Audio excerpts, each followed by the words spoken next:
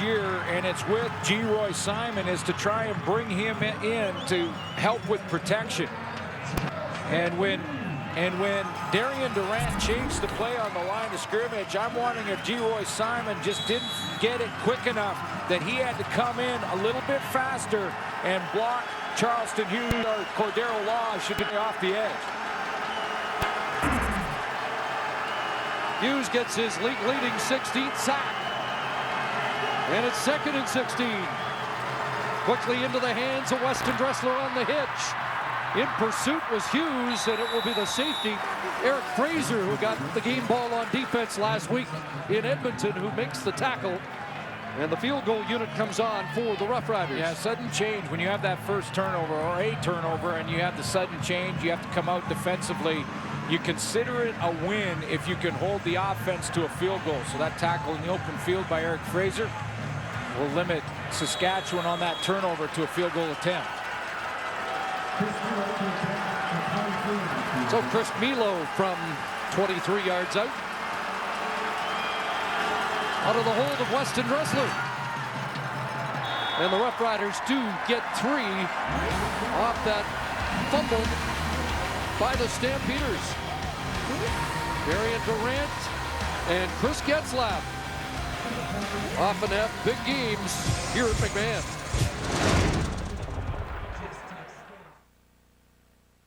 This is my Nissan Pathfinder. It's unmatched fuel economy for endless possibilities. This is capability and freedom. This is intuitive all-wheel drive and amazing power. It's an easy access third row. It's safety and security. It's making unforgettable memories. These are my values. This is my Pathfinder.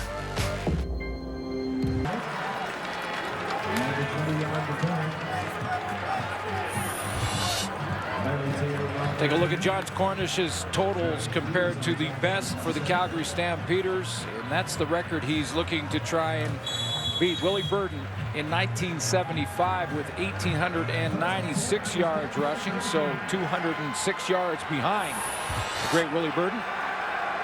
Rough start, fumbling his first touch of the game. Back in his hand, straight ahead, and John Cornish crashes to the 41 and has 8, averaging 7.2 yards a carry this season. Missed 1 game due to injury. Corey Sheets missed basically 2 games and 3/4 of a third. A couple of flags tossed late. John Cornish, top Canadian last week. Major foul, unnecessary roughness. Saskatchewan, number 33, 15 yards from the end of the play, first down. Major foul against Dwight Anderson, the 18th unnecessary roughness penalty against Saskatchewan this season.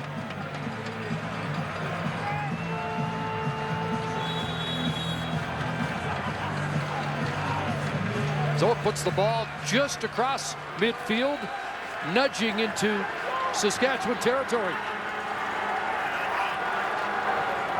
Back into the hands of Cornish. And 5 more to the 50. Ball came loose. And Marquay McDaniel ends up with it. And Dwight Anderson is still shouting at the officials, better be careful he doesn't get a second penalty. You take a look back, this previous play on the penalty to Dwight Anderson, he's going to come in late into the picture here. Watch how John Cornish hits the hole. There's Dwight Anderson with a hit in the hole. Turns up frustrated, didn't illegally hit John Cornish. And maybe the penalty was called for something he said after that, but he's still arguing with the officials after that last play. 2nd and 5, quarterback draw for Kevin Glenn. And flags fly again as John Chick brings Glenn down short of the first down.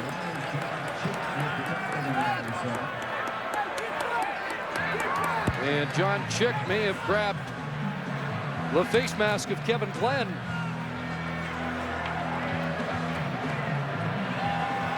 Major foul, face mask.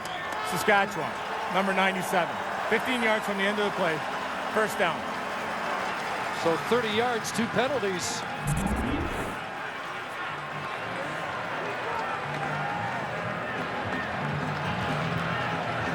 No question about it. Where we were searching for what Dwight Anderson may have done, that was clearly a grab to the face mask by John Chick. Penalty aided drive. 1st and 10 at the Roughrider 33. Fake the pitch. Back the other way in the hands of Mo Price.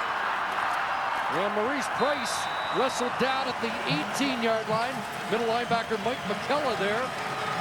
But it's another 1st down, 16 for Price. Yeah, Mo Price is a burner, so you run this little hitch play to him, and he's a guy that can get a little crease, has the acceleration to turn this little hitch screen into a touchdown throw, and we've seen him do it before. The Saskatchewan Roughriders defensively in this game, not only when it comes to John Cornish, but also to their receiving core, have got to be good tacklers.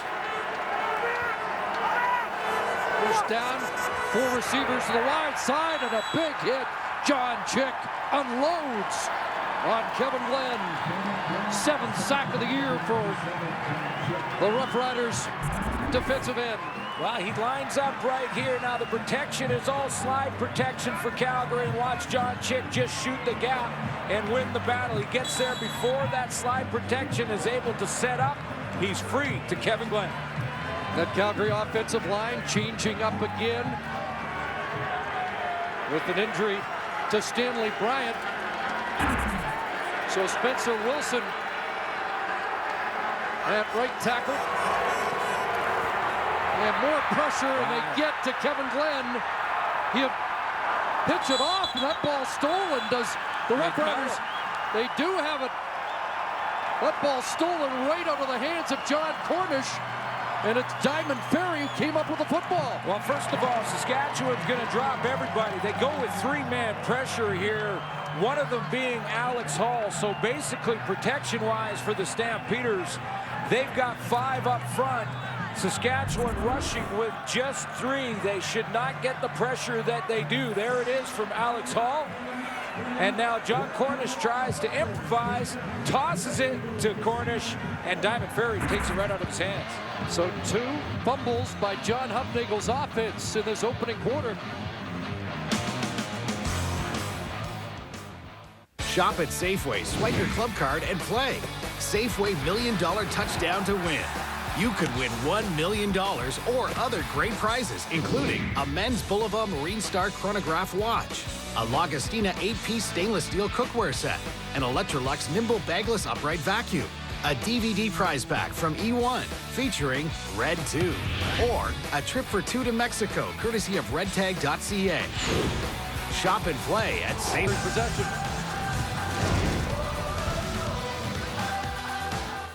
This is my Nissan Pathfinder. It's unmatched fuel economy for endless possibilities. This is capability and freedom. This is intuitive all-wheel drive and amazing power. It's an easy access 3rd row. It's safety and security. It's making unforgettable memories. These are my values. This is my Pathfinder.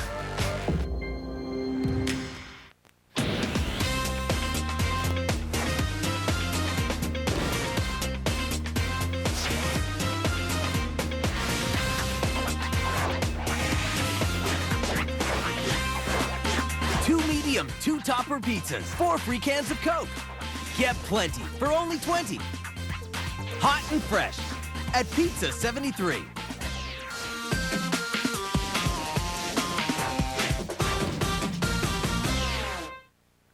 Hi, my name is Rowan. I lost my leg in a lawnmower accident. Now I tell kids to play safe. Yeah! My favorite thing is football and horses.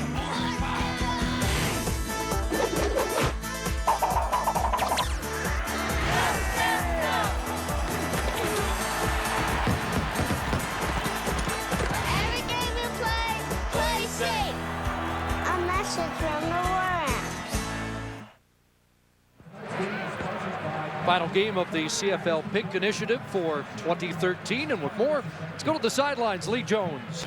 Yeah, thanks a lot, Chris. John Cornish has had a remarkable season, but perhaps the more inspirational story comes from his mother, Margaret. She's had cancer 3 times more recently, earlier this year, when she is diagnosed with breast cancer. He feels that she is absolutely a big influence on his life, actually calls her Iron Margaret Cornish, kind of like Iron Margaret Thatcher. He feels that her positivity helped her through all 3 cancers, and he tries to keep that attitude throughout his entire life, including football. Guys? Here's Kevin Glenn, a wide open receiver, and Jabari Arthur has the catch. And Arthur across midfield into Rough Rider territory.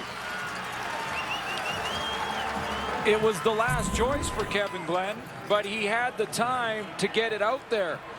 The play was designed to go to the right side of the offensive formation for Glenn. Didn't like what he saw in coverage, and the check down man was Jabari Arthur. Good gain after the catch for 81. 27-yard pickup for the man who replaces Nick Lewis in the Stampeder offense. And now Cornish left side, gets to the edge, and pass the first down and more. Down the sidelines for John Cornish.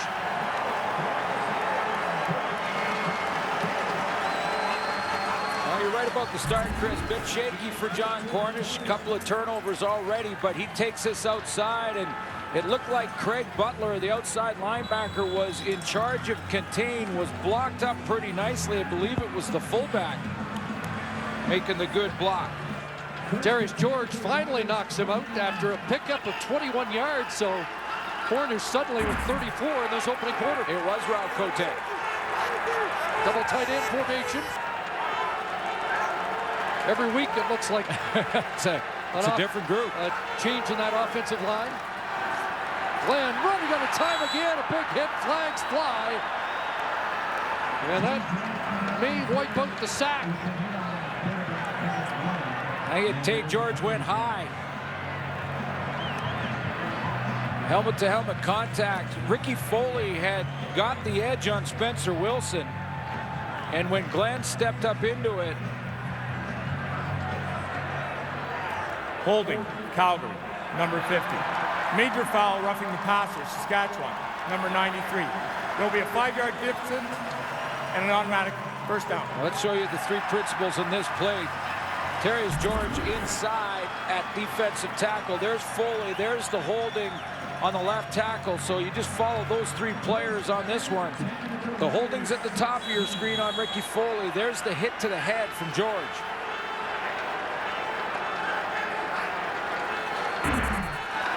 So first down, and now Cornish wrapped up, and Pete Shulligan at the bottom of the pile. That defensive line's winning some early battles for Saskatchewan. Well, they ranked 2nd coming into this game against the run, under 100 yards per game, 91 to be exact, and have played very good run defense of late.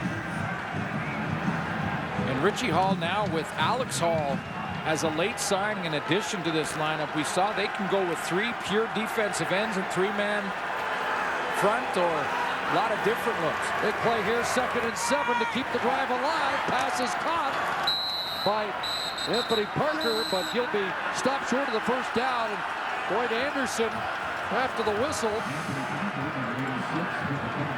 Yeah, and, you know, he's amped up, the former Stampeder. Well, he is, and he has been playing well of late, and he's made some plays and has been able to contain the other stuff. But this looks like right now he is so hyped up that he's on the bubble here of taking it too far and possibly drawing a penalty flag. Just thinking back to the days when he played for John Huffnagel, and the coach talked about keeping Dwight Anderson from going over the edge. Yeah, he said he'd like to just pull him back just barely from going over, and he's right on that edge right now in this last about 5 minutes of football. Rene Paredes with the field goal to tie it from 16 yards out. So the Stamps with 3, and now Corey Sheets will try to respond when we return to McMahon Stadium in Calgary.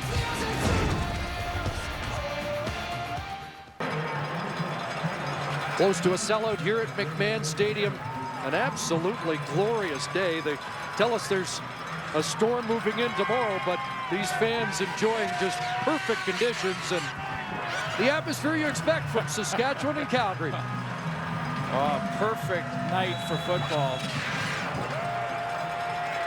Well, we could get some arguments, but you get the sense this is now the best rivalry in the Canadian Football League. Yeah, I agree. From the 35-yard line, Corey Sheets to work. Right side, and nothing doing. Dropped at the line of scrimmage. Corey Sheets is trying to track down George Reed. The all-time best regular season performance. Reed's name's on this board more than once, obviously, with Corey Sheets just behind him and 212 yards behind him to start this game. Both players could hit some milestones. Corey Sheets and John Cornish. No gain for Sheets, 2nd and 10.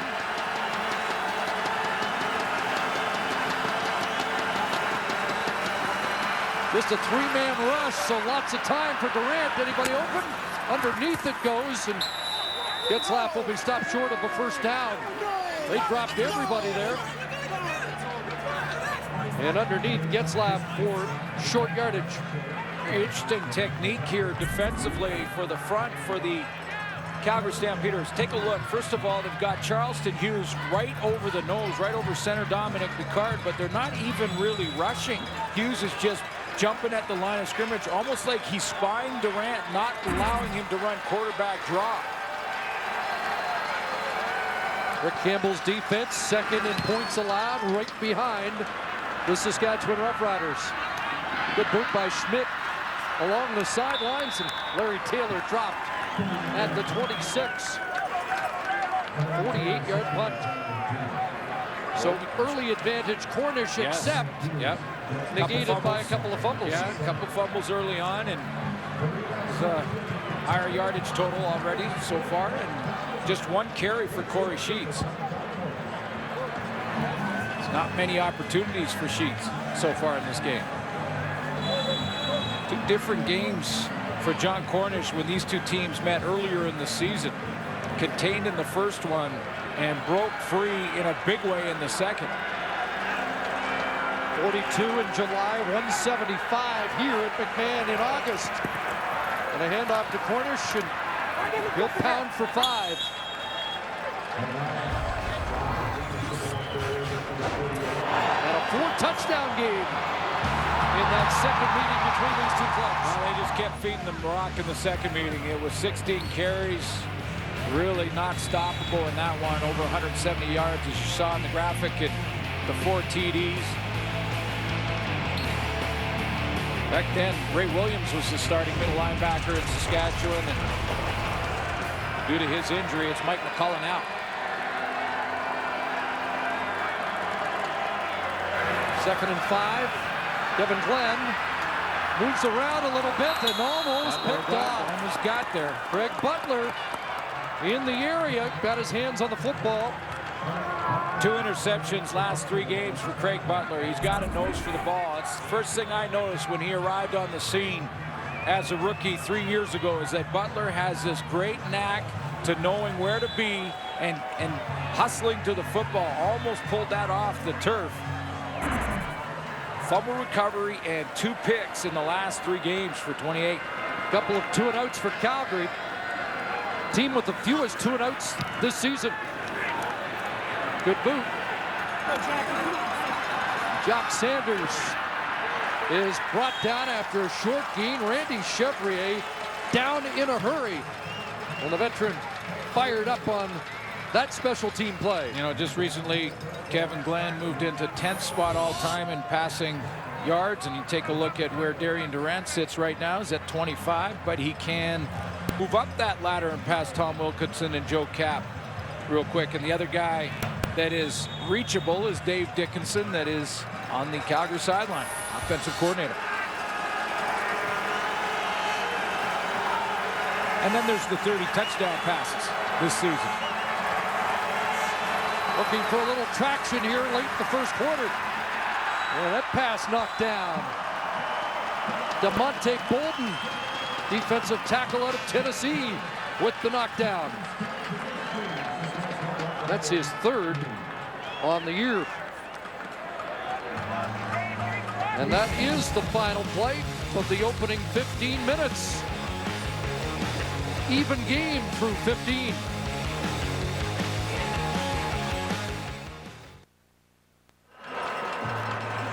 Game tied after one quarter, stats favoring the Stampeders, but for the two giveaways. Well, shaky start for John Cornish. He put the ball on the ground a couple times, but he does have the edge right now in rushing yards versus Corey Sheets.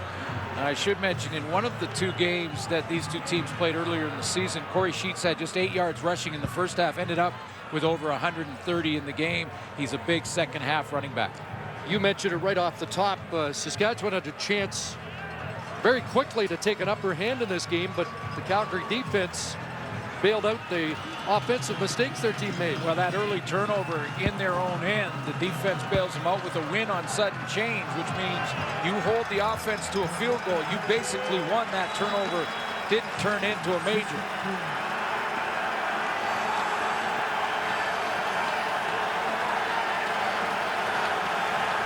Second and 10 for Darian Durant. Pressure's on. Bounces out of trouble. And now we'll just throw it away. And a late hit. As flags fly in that Saskatchewan backfield. Dominic McCard is in a heated argument right now with Cordero Law. He's trying to get, and they've got teammates trying to keep them separate.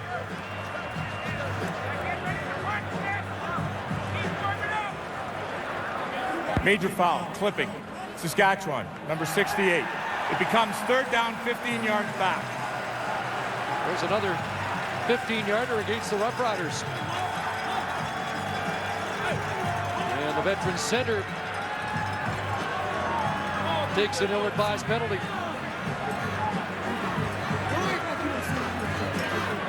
So that backs the Roughriders up, and Ricky Schmidt's going to be kicking from his goal line.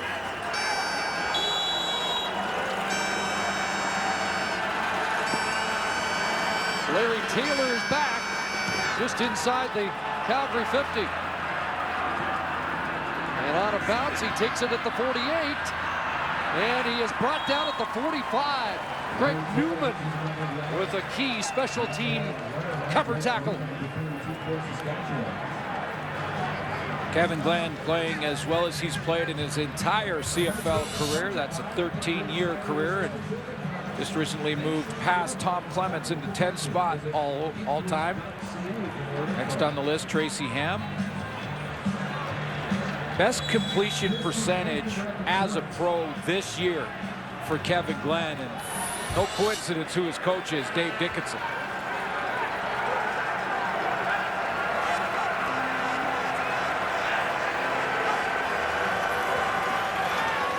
Quickly into the flat, there's Maurice Price stepping out of bounds at the Rough Rider bench. Think about it's a first down. Think about Chris, Dave Dickinson's career, and he currently holds the records for completion percentage in career at 67.5. Also, the season best at 74%. Now, Kevin Glenn, that would be a personal best for him at 66.8. And then even with the young guys and Drew Tate and Bo Levi Mitchell, they're up over 70. Not a coincidence. That's the type of player that Dave Dickinson was. Good percentage start for Glenn. He is 6 of his first 7.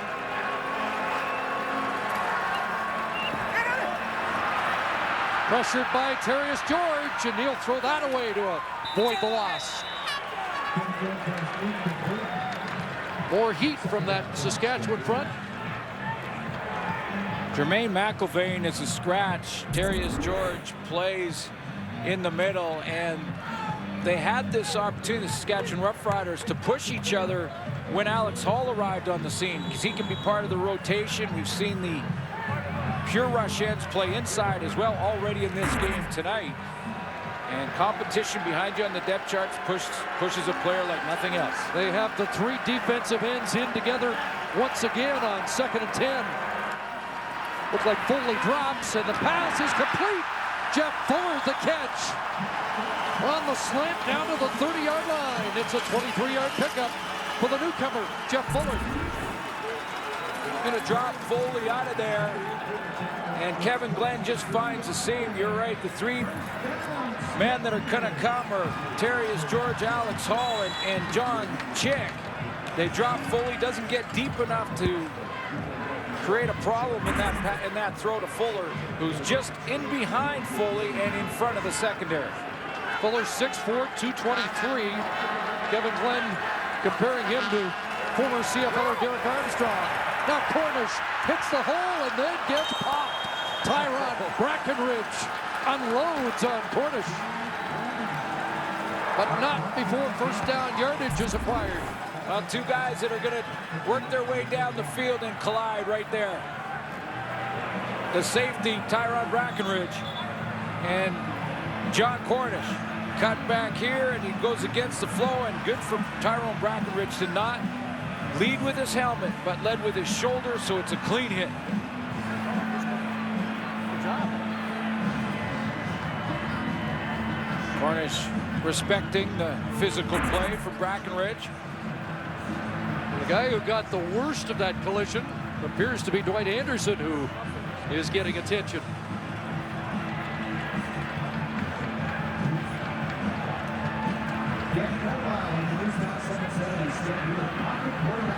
There's a guy who knew about the safety position. Yes, he did, Barry Miles.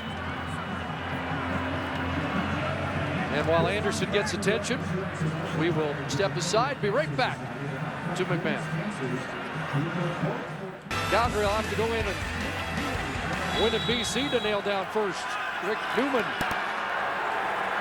in at safety. Brackenridge bumps over to defensive half with Anderson out for at least 3 plays. Kevin Glenn quickly in the hands of Jabari Arthur and Tristan Jackson on the corner to make the tackle. 6 for Jabari Arthur. Just 6 interceptions and 310 attempts for Kevin Glenn coming into this game tonight. Showed you his completion percentage, reflection of the way Dave Dickinson played. And Dickinson told me a couple of weeks back that Kevin Glenn, for the first time in his career, has been taught why the offense runs in the bigger picture, as well as just the assignments of everybody on that offensive unit. 2nd and 4. Fake to Cornish into the end zone. Touchdown, Anthony Parker.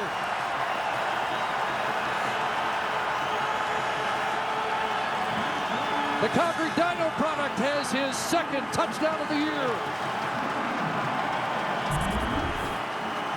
With all the talk about the running backs, play action should be effective for both these teams in this game tonight. That play action fake took Craig Butler right out of the play, as well as the entire defensive line thought that John Cornish had the football. Kevin Glenn has plenty of time to roll out and throw a strike. Barrett has the extra point. And the Calgary Stampeders have their first lead of the game as we approach the 4-minute mark of the 2nd quarter.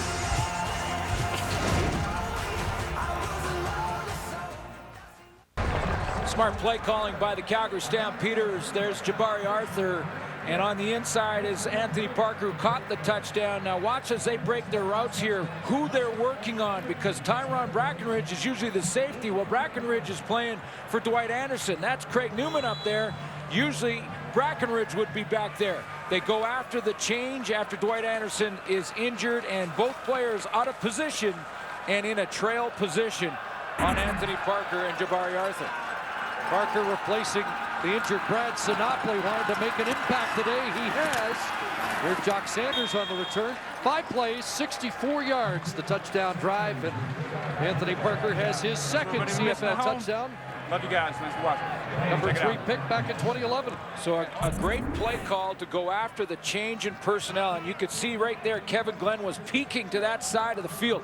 Nice play action fake so that no linebacker can get involved. Throw and catch for a Calgary touchdown.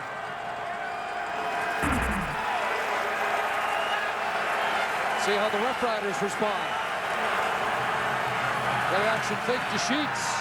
And wide open is Getzlaff.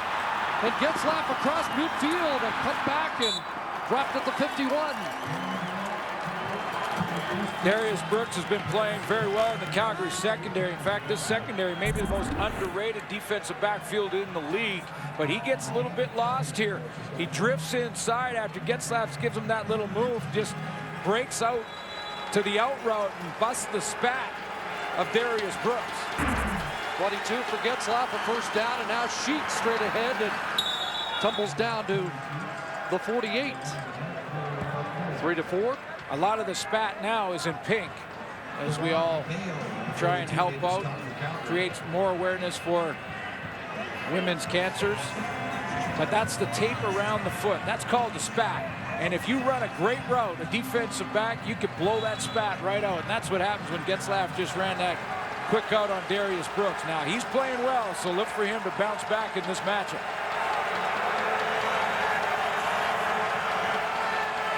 Second and 7. Time for Durant, going to take a shot here and intended for Dressler, incomplete. Rossag a little deeper in the area as well. Well, you know, this is a corner route here where he's going to end up getting in a one-on-one with Keon Raymond, and they're going to hand fight and battle for so long in this route that Dressler can't get the separation he needs. There's the hand fighting back and forth for about 3 or 4 yards, and it distracts Dressler long enough he can't separate. High kick by Schmidt at the 9. Taylor's got it, and he is swarmed there. Levi Steinauer led the crew downfield. John Cornish and the Stamps offense back to work when we return. For camping, hiking, outdoor entertaining, light the way with the Reactor Blackfire Clamp Light Lantern. The Clamp Light Lantern clamps, stands, or hangs just about anywhere and is also a powerful flashlight. The brilliant white Cree LED bulbs are perfect for outdoor, household, and emergency use. For a light that always points the right way, pick up the Reactor Clamp Light Lantern, only at Home Hardware and Building Center locations. Homeowners helping homeowners with expert advice. These crunchy cheesy bites look awesome. I know. Only problem is everybody's gonna hear us eating them.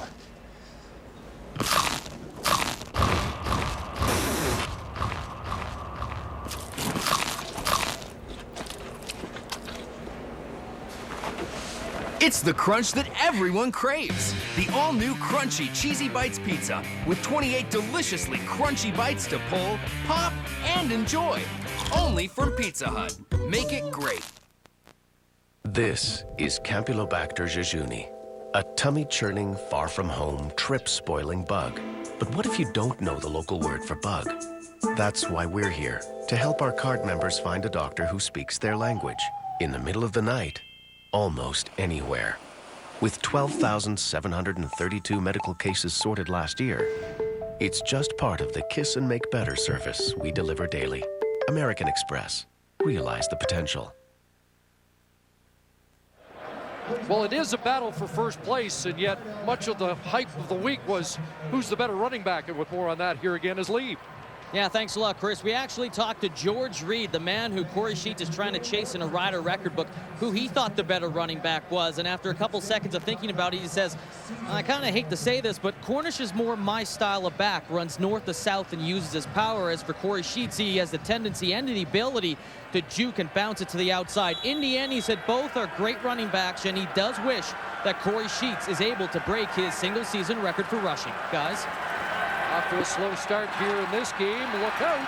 Kevin Glenn being chased, and it was almost intercepted. Weldon Brown had his hands on the football, and he's been a ball hawk of late. You know, with the award nominations coming out very shortly, and I know there's been lots of discussion as to who teams will pick and who will be their nominees. I think on defense, I may be inclined to pick Weldon Brown. Lots of candidates.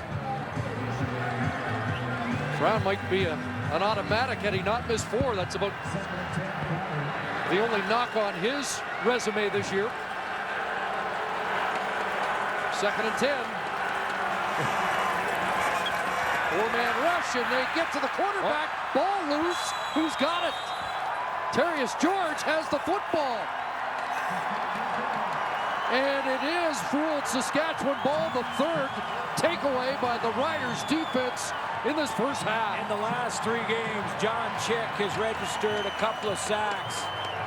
He has started to now get back into that 2010.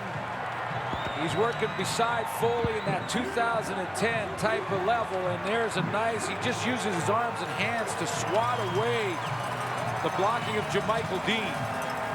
He's going to come around and strip the ball from the backside. Terrius George picks up the fumble recovery. He was surrounded by 4 Stampeders, but he gobbled up the ball in a hurry. It's 1st and goal. Take the sheets. Durant on a roll, and he threw that away under pressure as Duron Mayo was tracking him.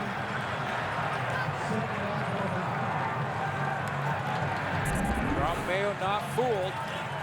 Not a bad idea with the whole week everyone talking about who's the best back, Corey Sheets or John Cornish. Not a bad idea to go with some play action and see if you just can't get everybody who's been thinking all week about the running backs to just be influenced by him completely. Duron Mayo wasn't on that. He played it true.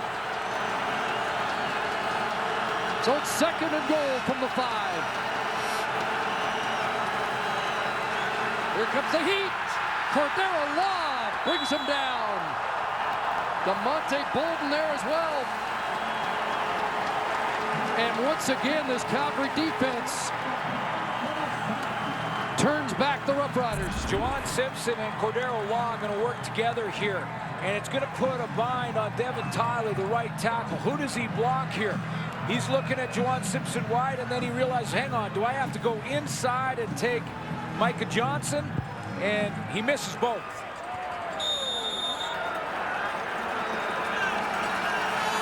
Fought the law, and the law won. And so they settled for 3 once again. So 6 points off turnovers for Corey Chamberlain's crew, but it should be more. I totally agree with George Reed's description of the 2 running backs of Corey Sheets, and he is heated right now with George Cortez. He wants a chance to get the football in his hands, especially inside the 5-yard line. And as I mentioned, it's not a bad idea to start a game with play action when all the talk has been about the backs, but sooner or later you got to go back to bread and butter. Right now, Sheets wants the rock, you can tell. Only 3 carries for Corey Sheets so far in this game. But I agree with George Reed's description about these 2 backs and how different they really are. Both in personality, running style.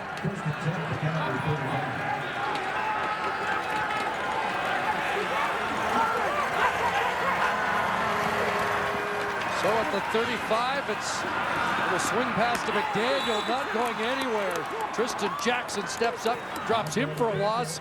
Let's head to the sidelines and check back in with Lee.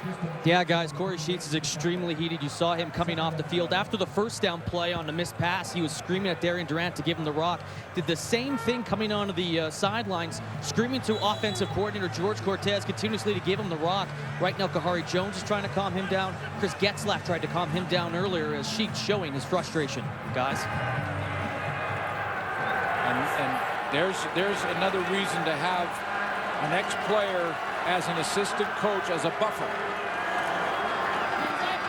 Kevin Glenn under pressure again and throws that away. And well, that defensive line for Saskatchewan's got Kevin Glenn in the lather too. Well, I'm going back to that Rider bench for a second though. When George Cortez is in a heated argument with Corey Sheets, then he is now distracted. Sheets is not trying to be selfish, I don't believe, in this case, because down inside the 5-yard line, why not give it to your star tailback and see what he gets on first down especially. But you got to separate those 2 guys. That's where Kahari Jones can come in and say, okay, listen, we'll get it sorted out. Everybody just take a deep breath. Leroy Simon also part of that calming committee. Jack Sanders finds a crease, and he brings it back to the 50-yard line, so good field position for the Roughriders. average start this year.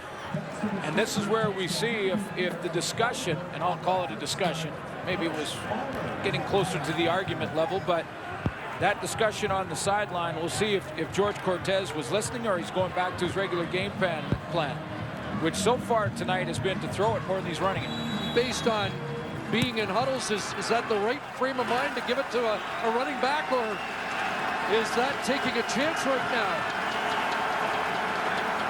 They're going to fake it to Sheets. Durant with some time, and he's got Weston Dressler. And Dressler is eased out in front of the Saskatchewan bench. First down, back into Calgary territory. At the very beginning of the year, George Cortez was asked, and I'm talking as far back as training camp, and he was asked, how important is it? Must be very important to get on the same page with Darian Durant early. He says, and I'm paraphrasing, but he says, there's only one page, mine. George Cortez made a statement on that last play call. First down, Durant throws, and that one skips short of the target, Getzlaff. It'll be 2nd and 10, so they stay away from Corey Sheets. He has a heated argument on the sideline with Sheets. Sheets wants the football. He goes back when they're on offense again the very next time. The very first 2 plays, Corey Sheets is blocking. Did not get the football.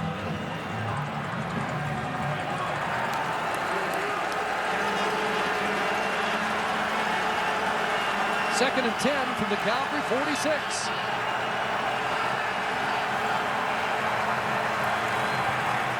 Here comes the heat again, and they get to Durant again. At midfield, another sack. Number 3 for the Stampeders.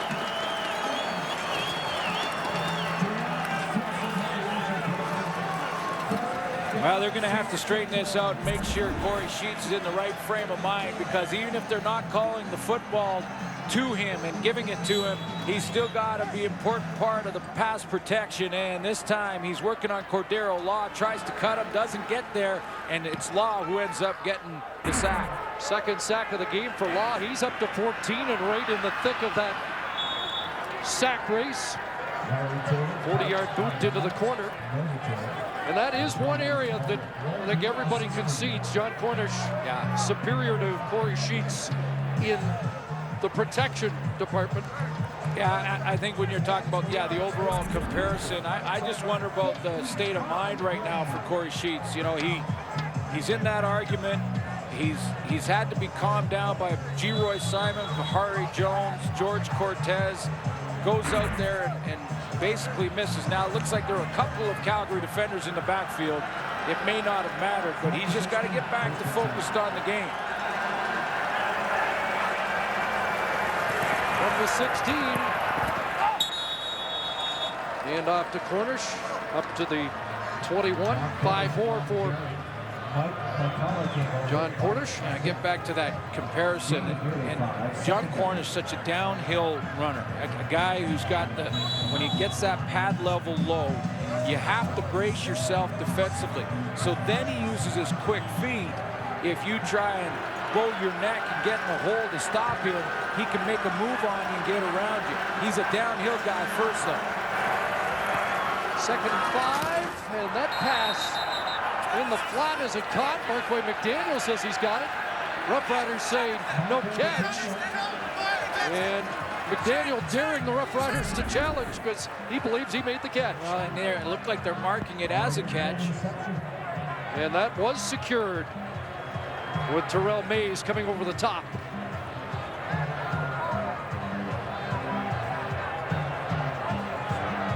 Look, he had the right hand underneath it. McDaniel started the day 41 yards away from his first 1,000-yard season. Second catch, only 4 yards so far in the game. But that's a first down grab to move the chains. And now Tim St. Pierre checks into the game, and Jabari Arthur comes out. And no challenge from Corey Chamberlain, so we play on.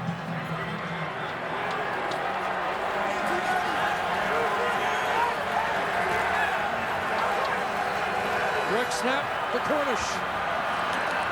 Trying to get to the edge and nothing doing that time. Shut down. Mike McCullough at the middle linebacker spot. Very first winner of the Jake Goddard Veterans Award is Mike McCullough. It's a great story. As good a football player as he's been in his career, an even better person in the community, and has stepped in real nicely for Ray Williams. Ricky Foley on the edge too. Final play before the 3-minute warning. It's 2nd and 9 Calgary. Here comes Butler on the blitz. Glenn got it away and knocked down by Dwight Anderson, who nearly had a pick six. It'll be a punting situation for Calgary when we come back. And a knockdown for Dwight Anderson. Very vocal about who he thought was the best back between the two. John Cornish, not quite as vocal, said he'll let the numbers do the talking. I think bragging rights go to the guy who plays on the team that wins, but that's just me. I'm with you. Look at Sanders. Great run by Jock Sanders. That might ignite something for the Roughriders as he works his way across midfield in some pretty tight space. Yeah, he had to break about 5 tackles in a phone booth there down the sideline. He decides just to get positive yards, but is not brought down, so a real courageous return. I think it's worth another look. Let's take a... This is a player in Saskatchewan that was a healthy scratch for a few games because they wanted to take a look at other people, and he's battling for every inch. 5'6", 6 guys got a hand on him, but he gets it across midfield. Roughriders first down at Calgary 53. Still no Sheets, back in the hands of Weston Dressler, and down to the Stampeder 40-yard line. Bring up that conversation with Darian Durant and George Cortez for a reason, because Durant, who has now passed Tom Wilkinson on the all-time list, I think George Cortez wanted to make a statement that he would call the plays and he would run this offense. Corey Sheets has not touched the ball since his argument with Cortez. Here's his first one. First one, and they were waiting for him. Sheets doesn't want to go down, and we'll check where the forward progress is given. Joanne Simpson and the posse there to stop him for what looks like about 3. This first half, these two quarterbacks have not really been able to stretch the field. I think I can think of one deeper corner throw to Weston Dressler. That's been about it. Haven't called G-Roy Simon's number yet today. There's a pass for Todd Smith. It's a Saskatchewan first down inside the 20-yard line with under 2 minutes left here in the first half. And both the teams at this time of year are going to always be concerned about ball protection and making sure they're not turning the ball over or trying to minimalize it. And that means a lot of intermediate to short throws and ball control. But sooner or later, you got to try and push it deep. Eric Fraser, safety blitz, dumped off, and Sheets is nailed. Deron Mayo with the heavy hit on Corey Sheets. The only guy that could make this play is number 42, Deron Mayo, for the Calgary Stampeders. This is well blocked up and executed nicely, but for one guy. You can see he was the only red shirt there able to make that tackle. Loss of 2, 2nd and 12.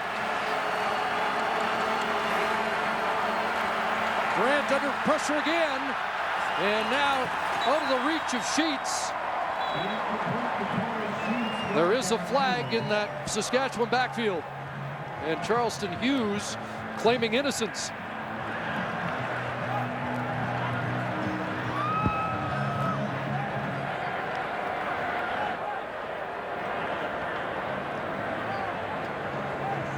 Holding, Saskatchewan, number 58. That penalty's declined. 3rd down. Well, Hughes was apparently just gesturing to make sure everybody knew he was being held.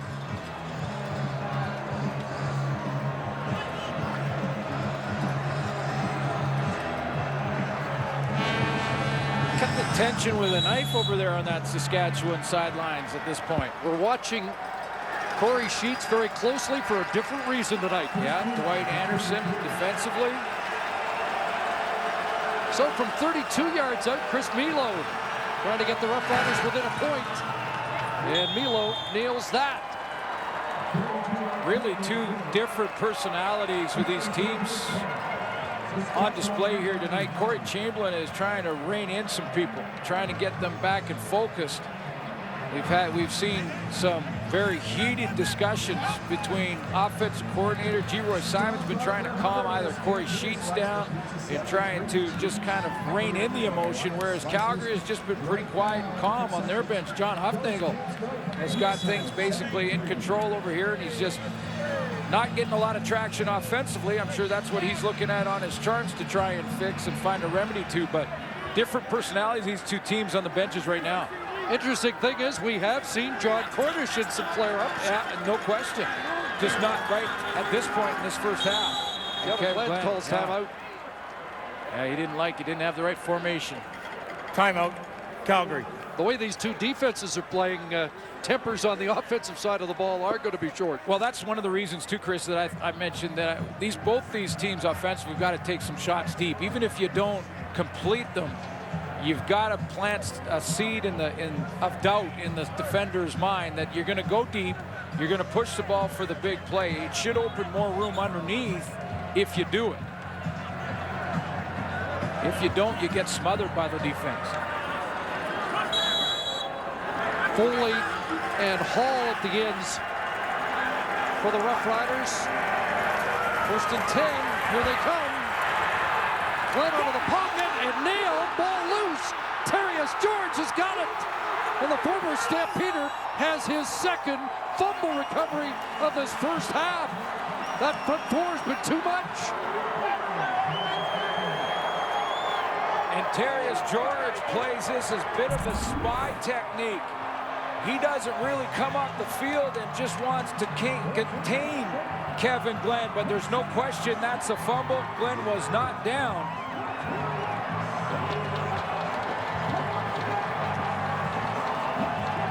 So the 4th turnover of the first half by a team that was on a record-setting pace with only 22 coming into the game.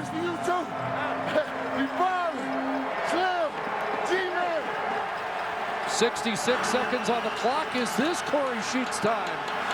1st and 10 from the 12.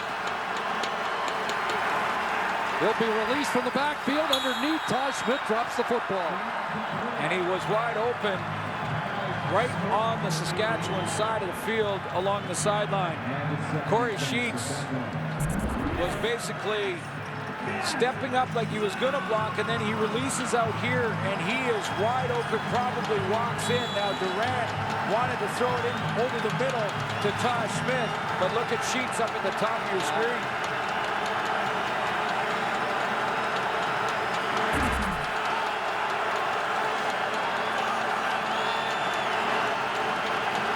Second and 10. Pass is caught down close to the first down by Rob Bagg. Let's see where they mark it. Boy, that was very close. G-Roy Simon was in the exact same spot, just about a yard and a half away from Rob Bagg. He dove for that football, almost got his hand on it, thinking it was a pass intended for him. First catch for Rob Bagg, just his 4th in 3 games against Calgary this year. See G-Roy Simon with that left hand, he actually just, while in the air, he pulled his hand away, or he deflects that away from Rob Bagg. So they're short, less than a yard away. It's one thing to generate turnovers. It's another to get points off of turnovers. And the Roughriders certainly did that last week. 28 of the 35. Against the BC Lions, 8 turnovers in that one. 6 points today on turnovers, but they need a major right now. They need a first down.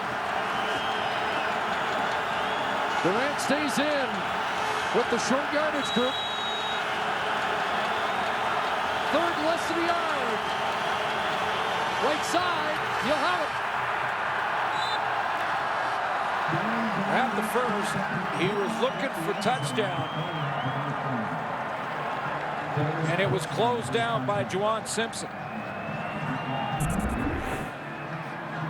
Watch him just shuffle to the right side of that offensive line. And off the edge, Darius Brooks made first contact. Juwan Simpson, Jerome Mayo. He got the first down. Got a measure here.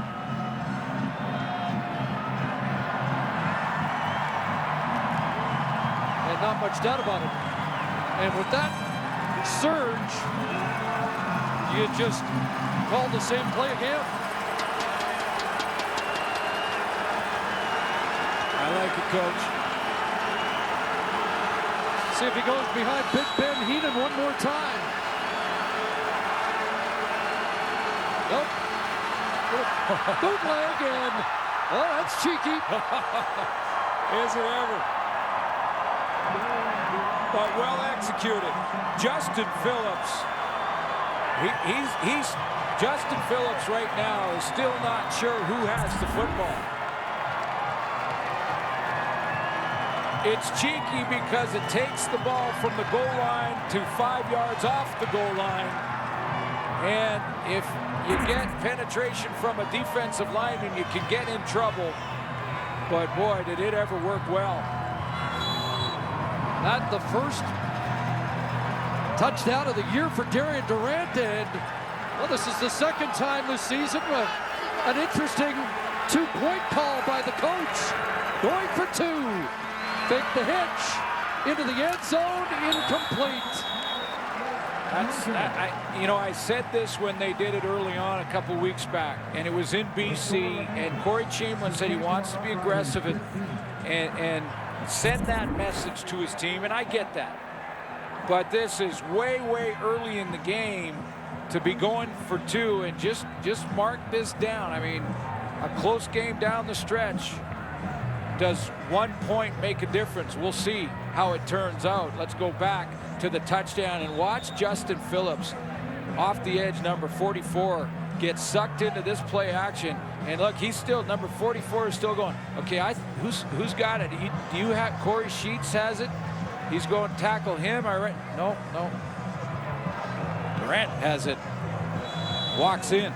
So they get 6 off the fumble recovery by Terrius George. 4 plays, 12 yards in 36 seconds. But as you mentioned, does that point come back to haunt them? Hey, either way, we're good, yanking you? Yeah, my bad, though. Yeah, I blocked down. Is it going to be a one-point game? Is it going to be that 1 point kicking a field goal to win or tie late in the game? It's an interesting decision. Well, Larry Taylor, decent return. Well, let's be clear. I mean, again, this is not second guessing after an incompletion on the 2-point try of head coach Corey Chamberlain. I felt the same way when he did it in BC.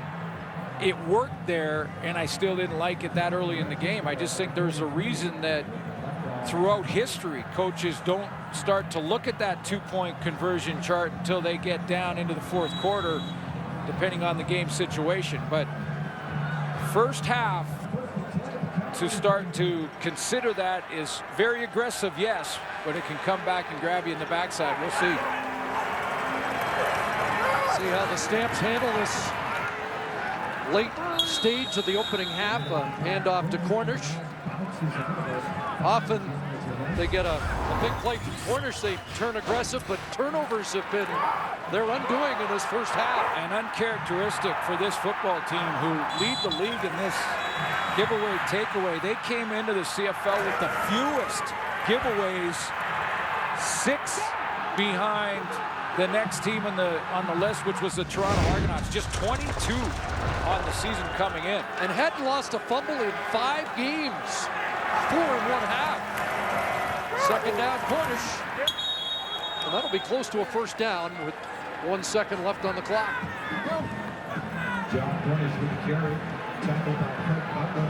So you debate all you want about who the better running back is, and although one has a distinct advantage through 30 minutes, the other team's leading. So it's more than just what the running backs do. And one has to just get his head right at halftime. Well, that was interesting. 30 minutes in the books and a lot more ahead. Sunset at McMahon, 15-10. The Saskatchewan Roughriders have the lead as we get set for the second half. But first, here's Lee Jones. John, you guys been able to move the football well in that first half, but turnovers killing you. I guess what was the message in the halftime there as you prepare for the second half? You know, eliminate turnovers. We're a pretty good team in terms of our turnover ratio, and right now that's the thing that's really hurting us in this game. Talk about moving the football. What are you seeing out there that's allowing you to move the football well on the ground? You know, I think the offensive line, you know, they're getting up to the linebackers, and we're consistently doing that, so that allows us to move the ball consistently. But you know, I think when we're able to put them in 2nd and 5 situation, they can't put on their pass rushers, so that also allows us to continue to do our thing without the heavy harassment to the quarterback. Thanks for this, John. Thanks, guys. So that's the word from the Calgary running back. It was an eventful first half in the wrong ways for the Saskatchewan tailback. 4 carries for 9 yards in the first half. I mentioned early in the game that in the second meeting between these two teams early in the year, Sheets only had 8 yards in the first half, but will he get the ball more in the second half is more of the question. Just 4 carries. Both games against Calgary, 133 yards rushing, 125 in the second half of that game you're referring to. Underway, second half, Roughriders have the football first, and Jock Sanders on the return, dropped the ball, and Calgary's got it. So a quick takeaway by the Stampeders to start the second half. Last week in Saskatchewan Mosaic Stadium, the BC Lions and Riders went through a turnover-filled football game, but both teams could say that the conditions were part of the reason for that. Not tonight. And we're seeing a lot of these turnovers in an absolutely perfect night for football. No rain, no wind, no snow. No excuse there. Anna Carter forces it. I'll take it, baby. And the evening gets even more interesting. Drew Tate is in at quarterback. Hands it off to Cornish. And he'll get stacked up. Short gain. Well, we didn't see this coming, did we? You know, and the last couple of weeks, John Huffnagel had been asked if Drew Tate is healthy, going back to your hierarchy of quarterbacks, does that make Drew Tate the starter? John Huffnagel was actually not very happy with even the questions, and in fact, at times closed down some scrums because he didn't like the question, just saying that, no, it's Kevin Glenn. He's earned it. Cornish got 5, 2nd and 5. Here comes the rush. Tate stands in. Open man in the corner. And Price can't make the catch. Dwight Anderson recovered in the nick of time.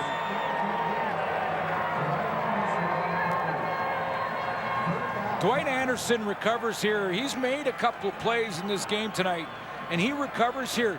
It looked to me like Drew Tate, he either changed his footwork or hesitated a little bit to pull the trigger. He had to step up. It was the pressure from the edge from Diamond Ferry made him step up.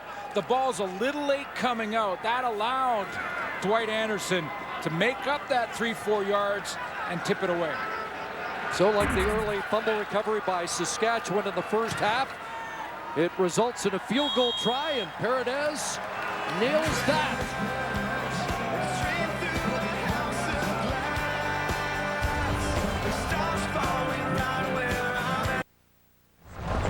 Our sack tally brought to you by Pure Later, tackling hunger across Canada. Check. Both league leaders in action tonight. Both have 3 sacks, and the individual sack race getting interesting too. Well, very much so. Charleston Hughes got 1, so he's got 16 in the league lead at this point. His partner, Cordero Law, had 2 in the first half. He's now at 14. Alex Hall didn't get 1, sits at 50. Now a 2-point lead, and here's Corey Sheets off the left side, and a good run up to the 42-yard line for Sheets, and he has 7. We'll watch that sack race again. So clearly they've calmed things down at halftime. The Saskatchewan Roughrider offensive coordinator, Corey Sheets, Corey Chamberlain, they go back to him and give him a carry and his best run of the night.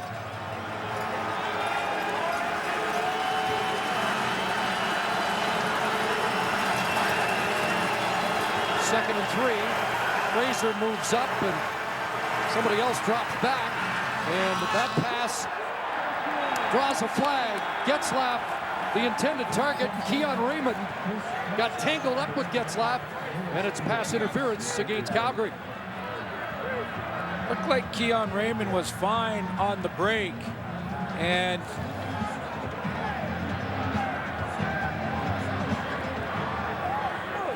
Forward pass interference, Calgary, number 25. Spot the foul, first down. It looked like Raymond was fine at the top of the route, but when the ball starts to arrive, it looked like he gave him a little shove, and that's what pushed Getzlaf to the turf right there. A little shove with the left forearm, pushes him down, and draws the flag. First down at the 51. Better protection. Durant got an open man, and just out of the reach of Rob Bagg, who got in behind Fred Bennett.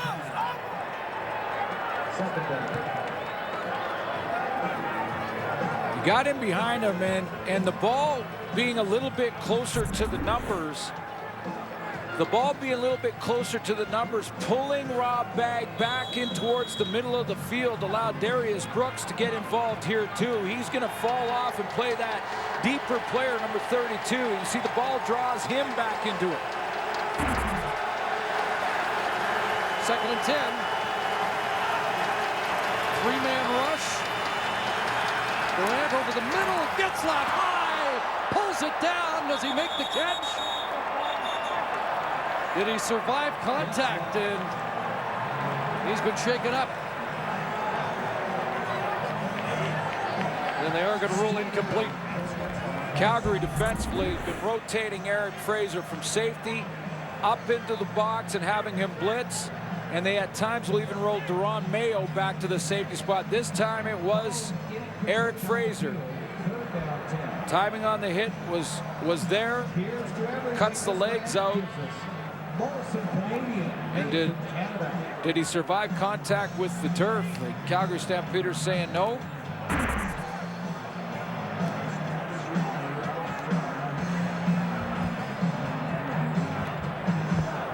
But Fraser coming off arguably his best game last week, and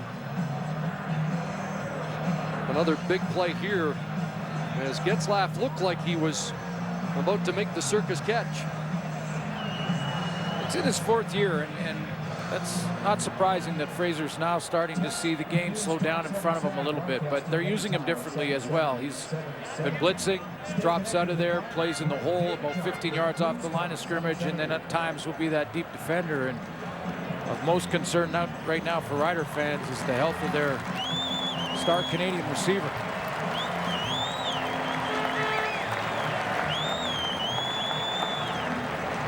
So Getzlaf under his own power for the most part, and now asking for some help. So that will be a major cause for concern. Over 1,000 yards on the season with his first half tonight. And always a dangerous guy against the Calgary Stampeders.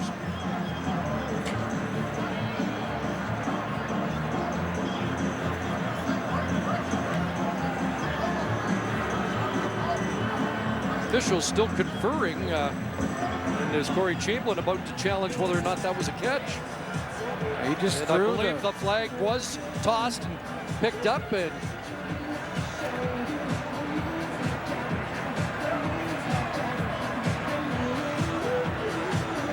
is he asking for the challenge, or did he? There you go. Saskatchewan is challenging the previous play of an incomplete pass. It will be reviewed. He is going to take a look and challenge it.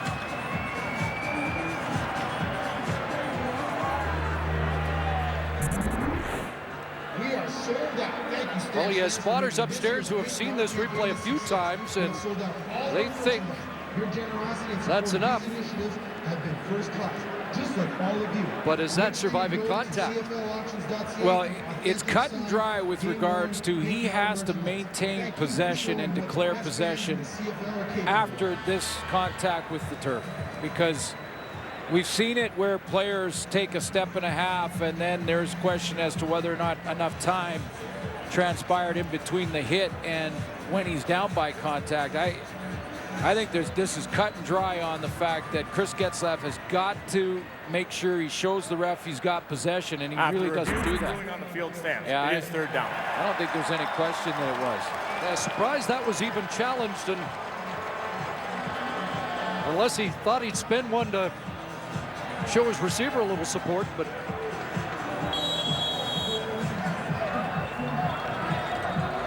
it is a punting situation. Ricky Schmidt in.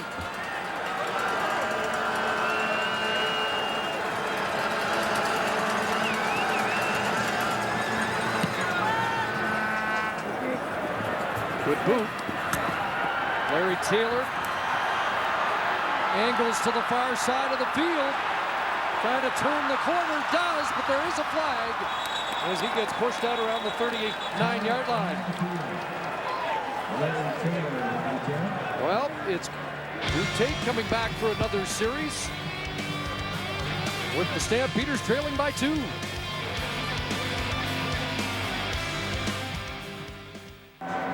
"16 years of illustration, and they still don't know where to draw the line. There's only one South Park, and it's now only on Much." Watch a brand new episode Wednesday at 10 Eastern, 7 Pacific. Well, we can debate two-point converts, but I think this has become the most contentious decision of the night. Well, that's 65%, 120 and a touchdown in the first half. And Drew Tate, who started the first game against the Roughriders back in July and has only seen action throwing the football in 5 games now, he is in relief of Kevin Glenn, who's having his best season. Our cameras followed Kevin Glenn during the break and didn't look very happy with this decision, as if it wasn't planned coming into the game tonight. And yet I didn't think Kevin Glenn had that bad of a first half. There's Tate dumping it off, corner shot to the backfield. And he is cut down at the 28-yard line, but it's another Calgary first down. Now, when you add up the experience at the quarterback position on the Calgary coaching staff, and you look at a guy like John Huffnagel, who's played a little football in his time at the quarterback spot, Dave Dickinson, who, as you know, CFL fans know very well and what he's done at quarterback. I think it's fair to defer to them when it comes to decisions with that position. It is an embarrassment of riches. Corners stacked up on 2nd and 2 and pushed back. And a little set to with Anderson and Cornish scrambling after the whistle sounds. And that's one thing that Dave Dickinson said that may be different. Now, he doesn't know how every team runs their quarterbacks, but he said one thing that we truly believe in is all 3 of our guys, Kevin Glenn, Drew Tate, and Bo Levi Mitchell, will get first-team reps every single practice and almost split equally. He said that doesn't matter who the starter is. We believe that all 3 guys have got to be prepared, understand the game plan top to bottom. So I think that is quite different than most teams do, who try to load up the first reps with the first-team offense to their starter. Well, it's different in Calgary, and that's one of the reasons that when they've had these injuries and had to work through them, each quarterback has come in and played well when given the opportunity, including Bo Levi Mitchell in his very first start ever against Winnipeg when he was over 300 yards passing. Yeah, you showed the high percentages. Mitchell has 10 touchdown passes, Glenn 17. Drew Tate in limited reps has 5 touchdown passes on the year. Looked one way, shovels the other. And there's another example. John Cornish getting 2 or 3 extra yards, maybe even more after first contact. Well, and another difference between he and Corey Sheets. When Corey Sheets does get caught in the backfield at times, he is a guy who will go down, usually lose a couple of yards. John Cornish will roll his way, fall forward, get a couple that way. Now the upside for Sheets is if he makes you miss, he can break away, make something big out of it. Cornish doesn't do that as often. Sorry, Chris. 2nd and 6, and now this Screen to Marquay McDaniel. It's a Calgary first down, and Marquay McDaniel up to the 46-yard line. He has 11 more, closing in on that elusive for him 1,000-yard milestone that he came up 6 yards short a few years back. Marquay McDaniel, that was 2010. We had 994 yards, a personal best at that time in his career. His quarterback back then, Kevin Glenn, they were both back in Hamilton, so it shouldn't be a surprise to anyone that there's chemistry between Marquay McDaniel and Kevin Glenn that goes back a few years now. 26 yards away from 1,000 for McDaniel. A first down for Calgary. Drew Tate putting first downs together. He's got an open man, and McDaniel's got it. Carlos Thomas trying to track him. McDaniel to the end zone over 1,000, and they'll mark him out at the 1.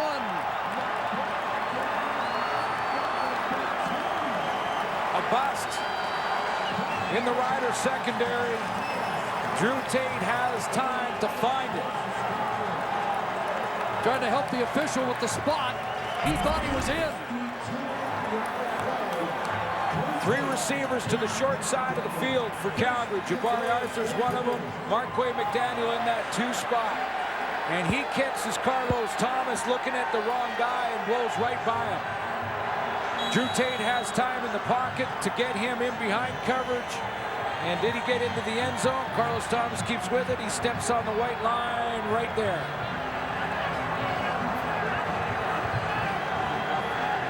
Hard to tell whether or not he broke the plane as he stepped out. And he came across it. It's like the Stampeders may challenge this. Here's That's the foot. So he wasn't in. Timeout, Calgary. And it is not a challenge from Calgary. The Stampeders are going to call timeout. Well, he even moved the ball an inch or 2 forward. I don't think he's crossed the plane now. He's clearly out of bounds there. The right foot we showed you on that other angle. And still a 63-yard play, and it sets up Calgary. First and goal at the 1. But the officials bang on that one. Oh, what a drive by Drew Tate. Yeah, we'll defer to the coaching staff in Calgary.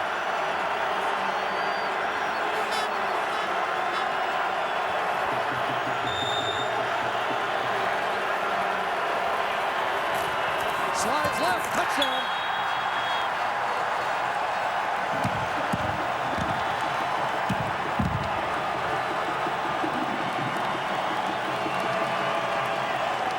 What a drive engineered by Drew Tate.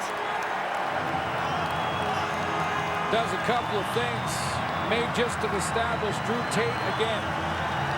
Number 1, there were questions, even though the organization and Huffnagel were saying that his arm was fine, that he was throwing and taking reps in practice on a regular basis. That long throw to Marquay McDaniel proved that it's fine. What has been described as golfer's elbow, or an acute case of it, has kept him out for most of this season after starting the first 2 games. But here he is in the biggest game of the year, and he just engineered a 6-play, 100-yard drive in just under 4 minutes. And now, John Huffnagel is going to go for 2.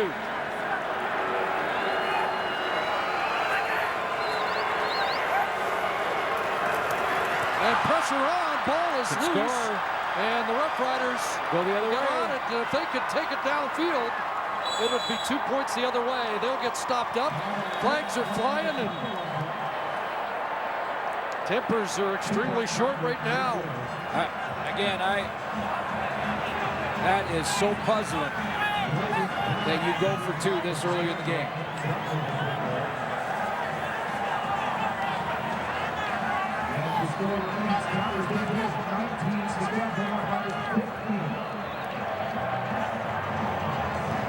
Well, the difference between a 5 and a 6-point game. So both leave a point on the board, and maybe that evens out, and it's a 4-point Calgary lead.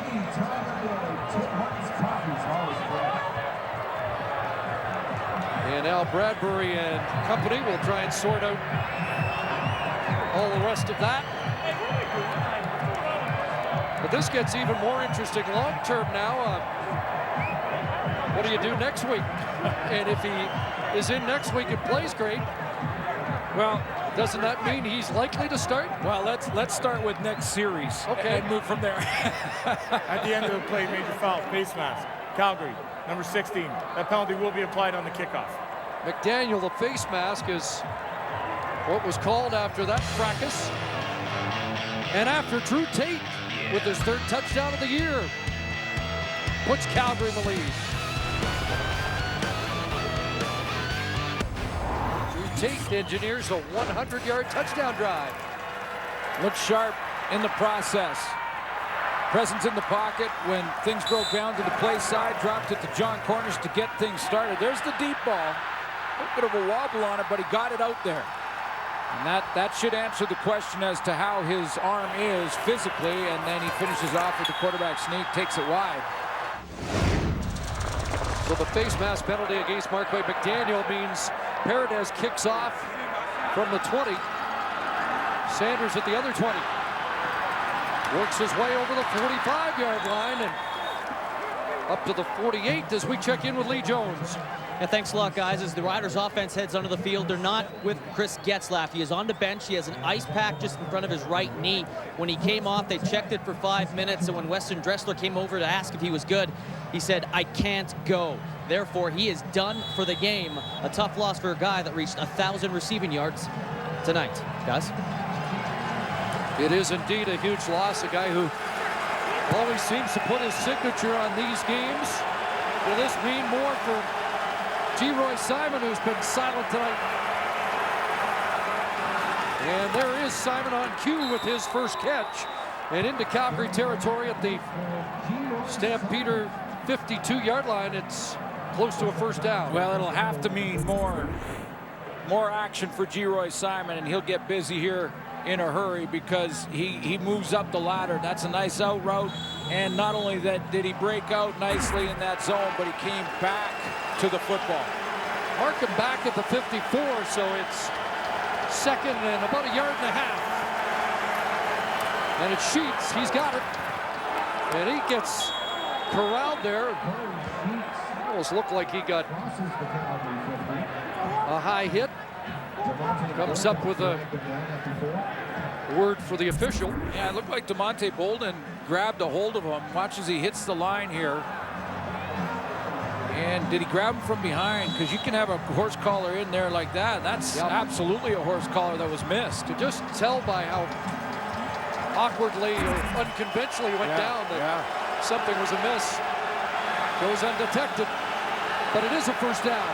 Double tight end formation. Pressure, Charleston Hughes, and he does wrestle him down. 17th. League leading. 2nd of the night. And a loss of 7. Took a while to chop down that tree. And the Saskatchewan Roughriders are going with a tight end set here, so they bring now Dan Clark in. It's not Xavier Fulton, the left tackle, one-on-one on Charleston Hughes. They go to Clark, try and widen Hughes. He still gets around there, and he still gets to Durant. Back on the Roughriders side of half. Open man, and it is Rob Bag inside to the 40, and that should be a first down. What a clutch conversion, 17 yards, Durant to Bag. Darian Durant, first of all, has to have time to throw it, but Rob Bag is going to just sit down and find a little hole now. It looked like he was taking a big gamble to give up a couple of yards because when he came back towards Durant right there, that couple of yards lost the first down, and then he dives back to it. Little slip on the turf by Keon Raymond. Opened up a little bit more for Rob Bag, a few chain links away from a first down. And if you're going for 2 points after a touchdown in the first half, then you're going for this on 3rd down and 3 inches. So they've gone to Rob Bag, G. Simon on this drive, and everybody gets a little more responsibility without Chris Getzlaff. Can't remember the last time McMahon was this loud. And Durant will have the first down. This time left side behind Brendan Labatt and company. Well, I'm with you there. It's basically a sellout here at McMahon. There's so much hype all week long leading up to this game. Remember that first place can still be up for grabs. Calgary Stampeders win. They lock up first place. Saskatchewan wins. They'll need help in the final week of the season. They'll have to win their game against Edmonton, but also have BC beat Calgary. But they're loud here tonight.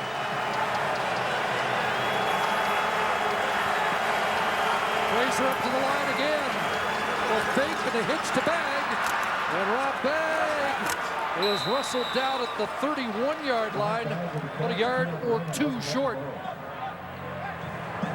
This is what that rotation I was talking about, Chris, with Eric Fraser. You called it right off the top. You're going to see him come right from that safety spot. Now, the way that George Cortez is trying to avoid that pressure is now to move Durant out of the pocket a little bit. Here comes Eric Fraser up the middle. He's going to blitz, get Durant out on the edge. He can throw on the run as good as anyone in the league. So 2nd and a yard. And Corey Sheets has got the first down. And crashes down inside the 25.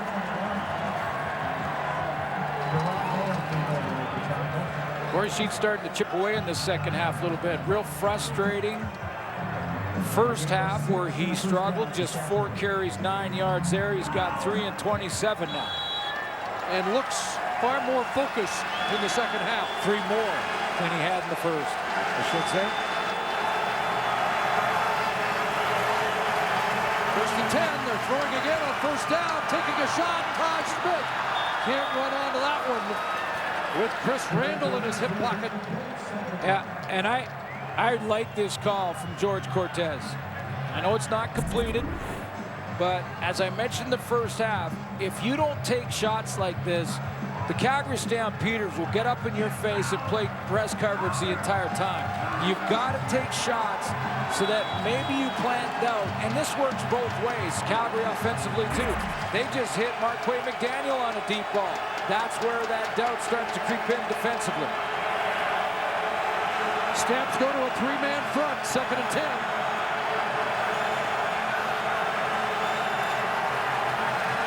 Juwan Simpson coming to, and he gets to Durant. Charleston Hughes arrives along with the middle linebacker. And once again, Darian Durant has been dropped. Who are they going to give it to?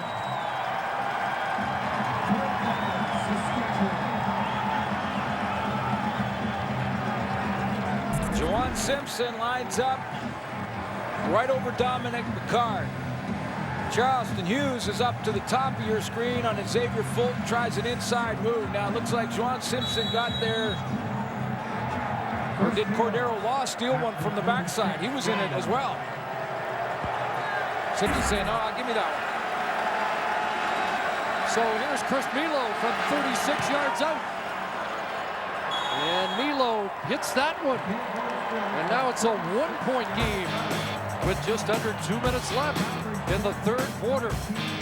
The Battle of the West continues. Well, we have mentioned John Cornish in pursuit of this man. 1975, the most outstanding player, Willie Burton. 1,896 yards, 238 in his final game to set the mark that has stood. John Cornish in pursuit of it, and with more, here's Lee Jones. Yeah, thanks a lot, Chris. John Cornish, 127 yards away from that mark. I talked to Stamps head coach and GM John Hufnagel, who actually played with Willie Burton with the Stampeders from 1976 to 79. I asked if he could compare the 2 running backs, and he said, yeah, he could. In fact, he says they're both very powerful running backs that could break tackles and really set up the offense. Guys? Yeah, my old partner, Dan Kepley, had plenty of respect for Willie Burton, and there's John Cornish doing his thing, crashing up to the 45. Picking up extra yards after first contact. Jordan Cornish does it so well. He just gets that pad level down as he chips away towards another 100-yard game. 4 straight for John Cornish coming into tonight, 8 on the season. That's 2 shy of the 10 that Willie Burton had in 1975.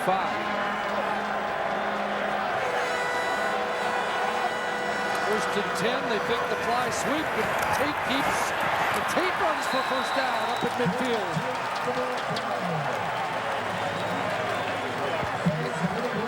You know, we saw last night in BC when Buck Pierce came in the game, it really provided a spark to that Lion offense, and I'm seeing the same thing here in Calgary when Drew Tate has come in, as well as Kevin Glenn has played, and he had a pretty good first half. This shuffle at the quarterback spot has really ignited this offense. They're moving the football. Won the Western Final last year, knocked out late by Terrius George. They marked it just shy of the midfield stripe, so on 2nd and 1, Tate plunges ahead, but just that he's been out of action for so long this season.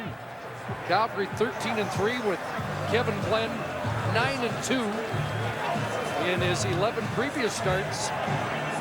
But a short leash when the incumbent is healthy and ready to go.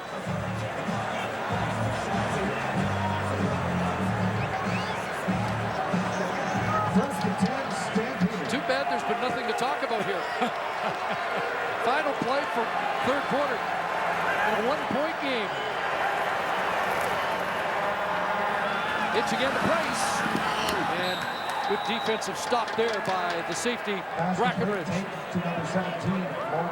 So the end of the 3rd quarter, Drew Tate comes in and has his fingerprints all over the game. Big play to Markway McDaniel and a touchdown run.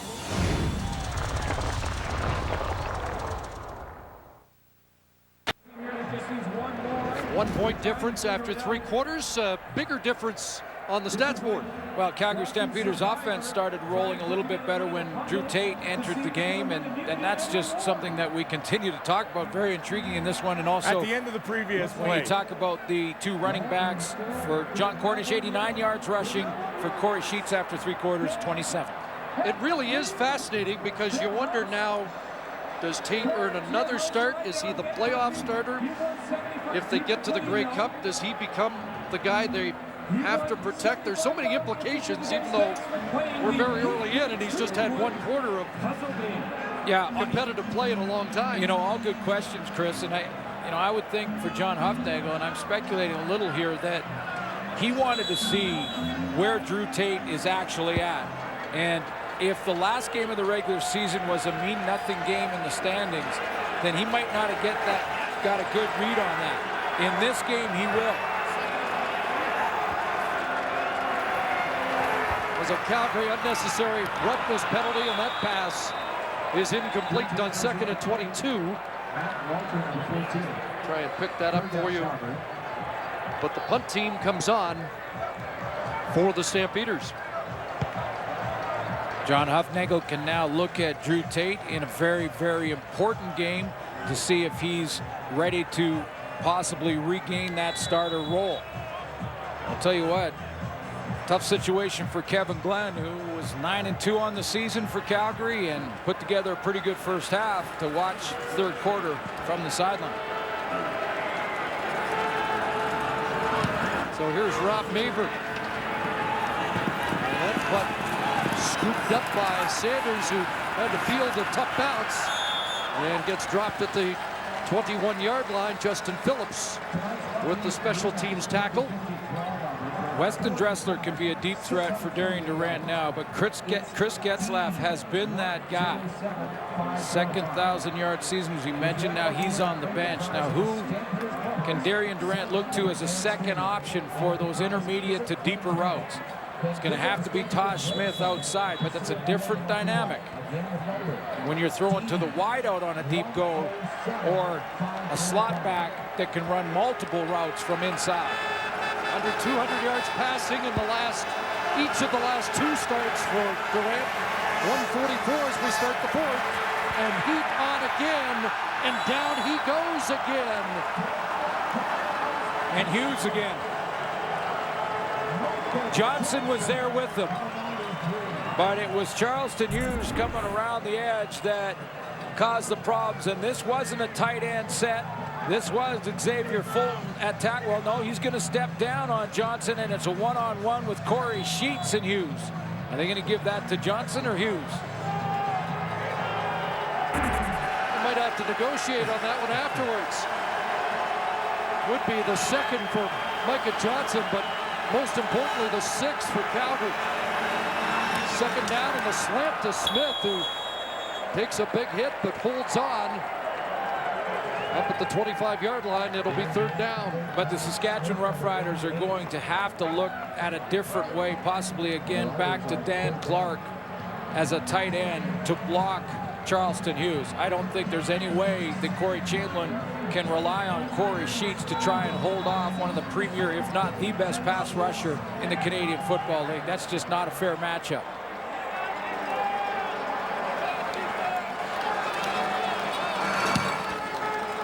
Ricky Schmidt.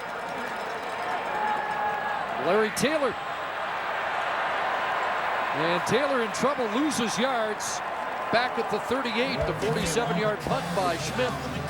Drew Tate at the controls here in the second half. It's underway tomorrow, 7 Eastern, 4 Pacific on TSN.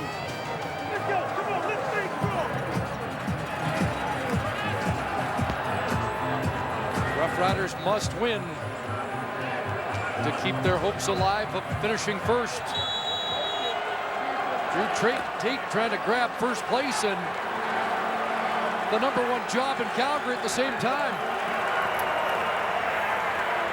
Slings that, and a nice defensive play made as the ball is knocked down by Weldon Brown.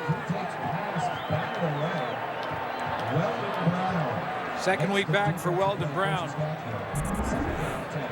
Missed 4 games. And he's just going to drop underneath this. Makes a great break on the football. That's a legit knockdown. Some knockdowns are drops. That's just a knockdown. That's a good knockdown.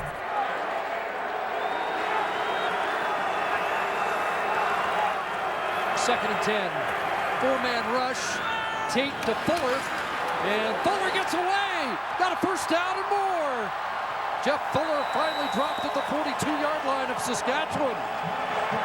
Big target. Texas A&M, 6'4", 223 pounds. And you got to wrap him up. Get and hold on. When you got a guy that big to try and wrestle to the ground, you got to hold on until your friends get there if you're the Saskatchewan defense. And a couple of tackles just bounced right off of the big man, Jeff Fuller. 31 yards to Fuller. First 2 meetings of the year, the Stampeders did not have a 30-yard plus passing play. They've had 2 here in the second half with Drew Tate. First McDaniel, now Fuller. And that pass high to Price. Gets hit on the hip, but hangs in there, makes the catch. Down to the 35-yard line. 7 yards for Price. All of a sudden, Dave Dickinson, play calling wise, has gone away from John Cornish a little bit as this game moves on in the 4th quarter here. We haven't seen quite as much of Cornish in this quarter as we did in the first 3.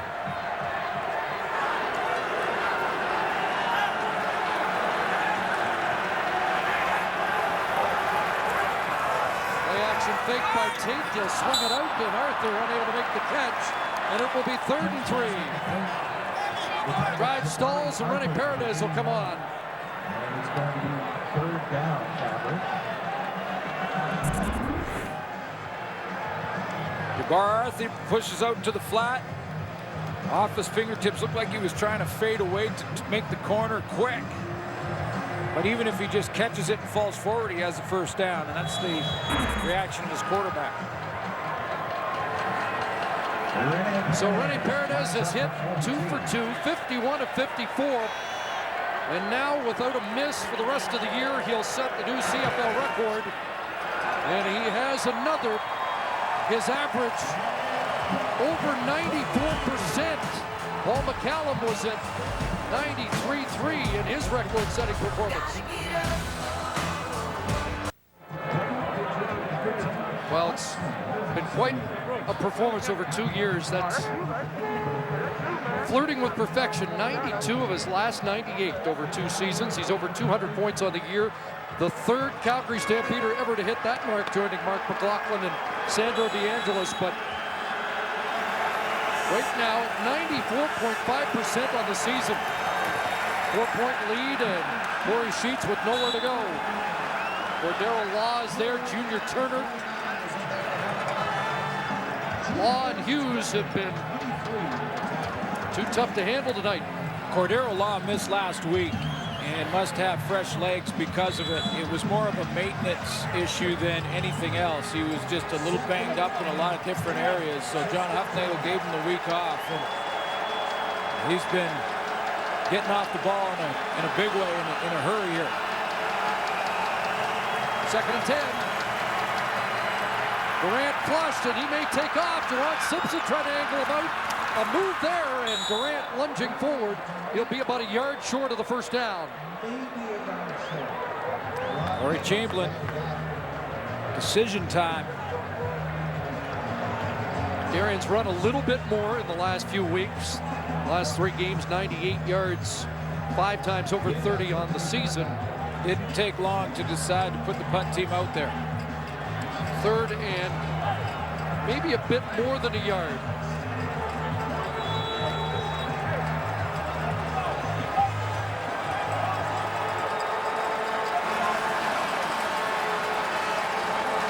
So Schmidt in the punt was still over 9 minutes to go. Taylor right at the 25. A sidestep, but nowhere for him to maneuver. Again, Steinauer down first. John Cornish after his 5th consecutive 100-yard rushing game. Closing in when we come back. Cornish has just 3 carries for 15 yards in the second half of this game. Is closing in on 100, but was most of the damage done in the first. This is the guy that stole the headlines, Drew Tate. Hooking up here with Fuller and Tristan Jackson. Had him wrapped up. Well, take a look at those matchups. Jeff Fuller, 6'4", 223. He's up against Tristan Jackson at 5'8", 185. That's a solid 223, a guy that can run. And then Terrell Mays on the other side, he's a little bit taller at 5'11", but at 175, so it's a little bit lighter in the backside. Calgary's next man up story is quite something. Fuller, the 19th different receiver with a catch. Tate 9 for 12 in the second half. 2nd and 6, and that one almost picked off, and an flag on the play. Carlos Thomas was there, and let's check the flag. It's going against Calgary.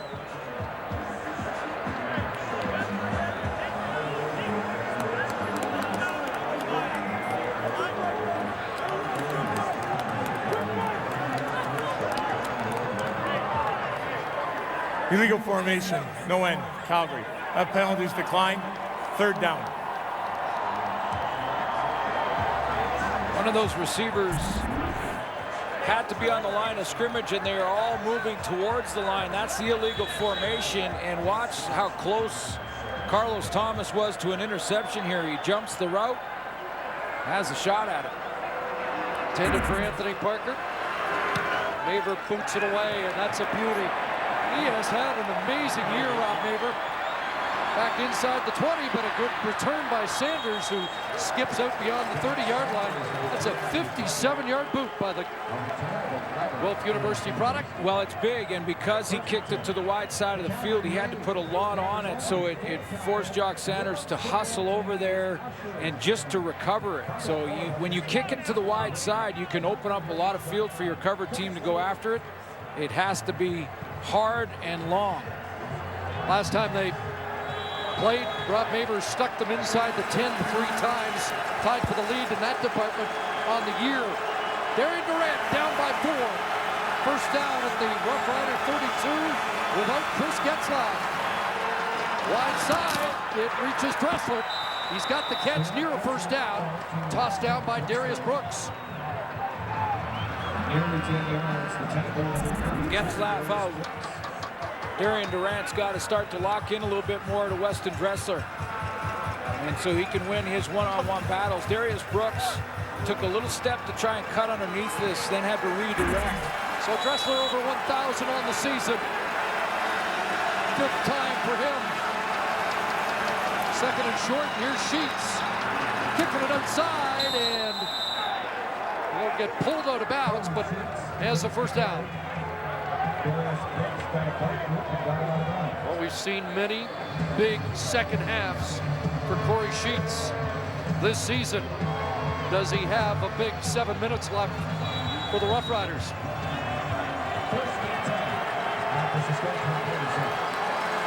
McHenry at the wideout spot as an extra receiver. Bags moved inside. They go the other way, and there's Geroy. Geroy Simon, a catch to the Calgary 53-yard line. Good first down production once again. With this little stop route for Geroy Simon, and you're right, they get this series, his first down production has been excellent. And funny point you make there, interesting point you make about Corey Sheets, that he has had some big games in the second half this year, and they may need him to get that done again to win this one in this fourth quarter. I think it might be when he doesn't have the ball that's most important. Corey Sheets is going to have to make a block or two in the last 6 minutes or 21 seconds. Give Darian Durant time to get the ball down the field. That may be his most important role tonight. Come up less than a half yard short. Free play time. See how they handle 2nd and less than a yard.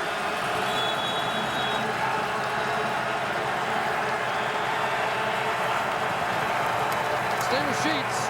Get the first down.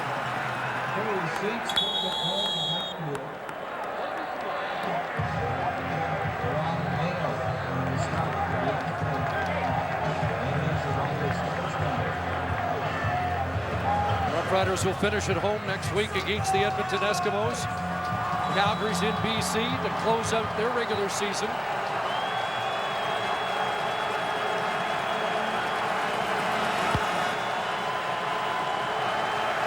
Saskatchewan trying to make those games matter in the final standings. Sheets, little crease right side. Dewan Simpson collars him, and see if there's a flag on the play. The Roughriders were looking for one, and we do see a flag now tossed. Corey Sheets complaining that he was face masked on the play. There is a flag right on the sideline. Major foul facing Calgary. 15 yards at the end of the play. First down. Just the 3rd face mask call against Calgary this year, fewest in the CFL. There it is, Dewan Simpson. Fewest unnecessary roughness penalties until tonight. Fewest roughing the passer penalties. Calgary with the fewest yards penalized this season. But 15 there that moves it down inside the Calgary 30-yard line. Durant steps up. He's got an open man. Taj Smith, touchdown. 28-yard strike. Durant to Smith. Max protection. Double tight end set. Leave Corey Sheets in there to help out as well. That's 8 blockers. Give Durant a little bit more time to allow Taj Smith to open on the corner route. He beats Chris Randall. Touchdown, Saskatchewan. 125th career touchdown pass for Durant. 7th of the year for Taj Smith.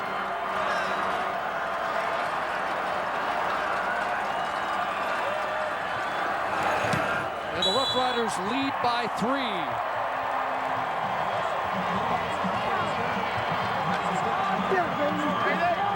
Feels like a playoff game, doesn't it? Oh, does it ever.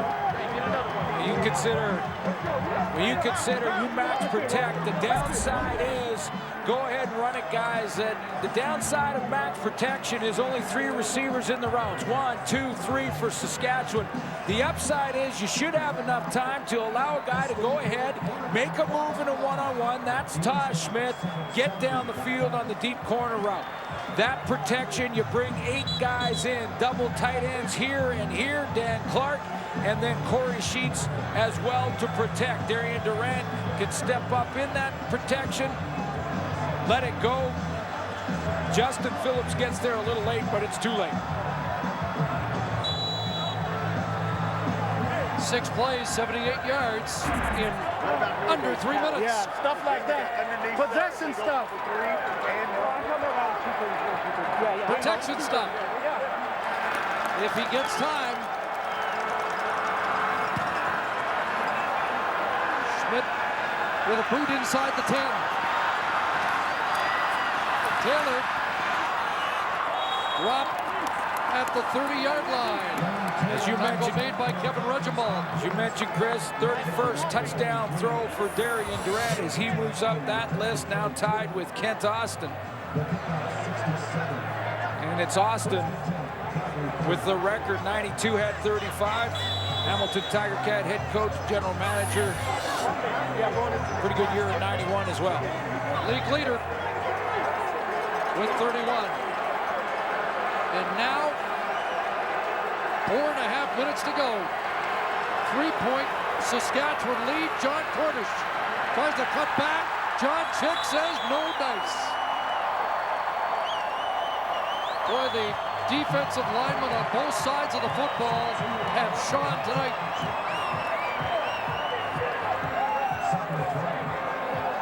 John Cornish, when you give the ball to John Cornish, he's most effective when he's attacking like this downhill.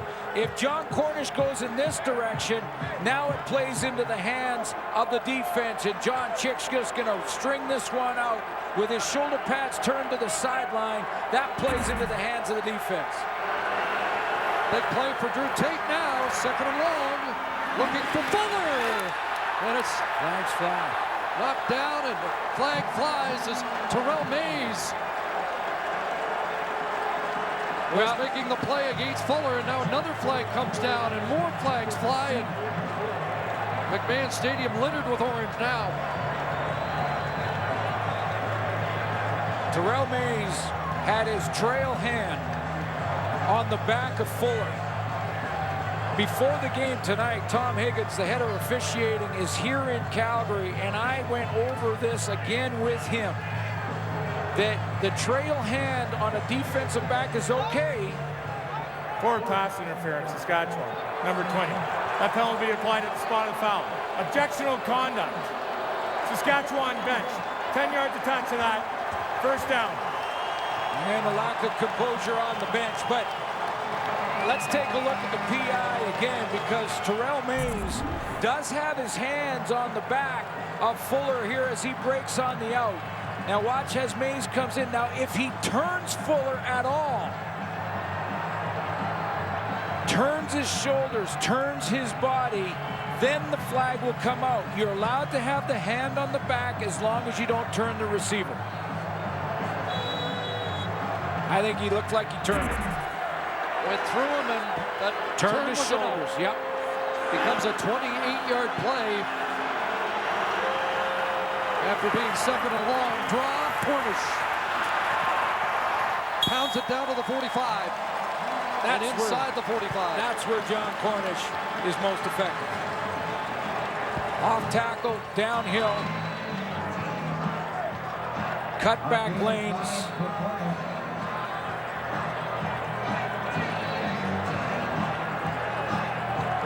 Now the pass interference is one thing. The fact that the Riders got another one on the bench, and I think Darian Durant just, whether he's taking the bullet for a teammate or just confessing to his head coach that he said something to the official down there. Made Drew Tate, quarterback sneak to get the first down. We're in for quite a finish. The 3-minute warning given to the benches. Saskatchewan leading by 3. Getting set to host Montreal and Saskatchewan and Edmonton to wrap it up. And will that be for first? A little trouble with the shotgun snap. He does get it away. And McDaniel lunging to the 40. Wow. Has 3. Drew Tate. This may look like a small thing, but if this snap goes past him, they're in big trouble. Alex Hall is kicking that towards the other end zone, but watch Drew Tate, a hot shotgun snap, reaches out with the one hand, rips it down, is composed and gets it out to Marquay McDaniel. That's huge. Young Brett Jones with the shotgun snap, Rookie of the Year candidate. Some people think maybe even top offensive lineman candidate. Second down, looking for Fuller. He's got it inside the 5-yard line.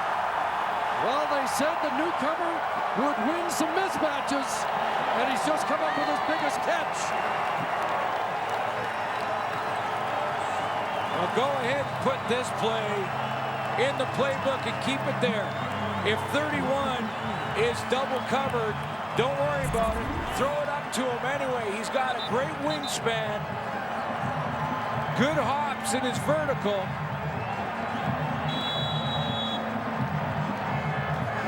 And can win the ball when it arrives. Kevin Glenn told us, just put it in his neighborhood, he'll bring it in. Now Cornish. And Cornish carrying the pile. Touchdown. Wow. There's some power.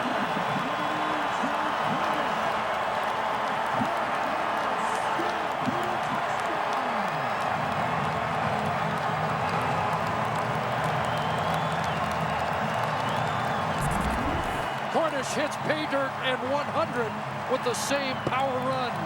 Hit 5 yards away from the goal line. He takes Alex Hall. He takes Tyrone Brackenridge.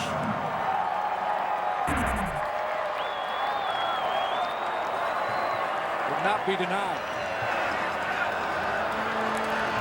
Minute 48 on the clock. Paredes adds the extra point. And it's a 4-point Stampeder lead. Unofficially, we have him right on 100.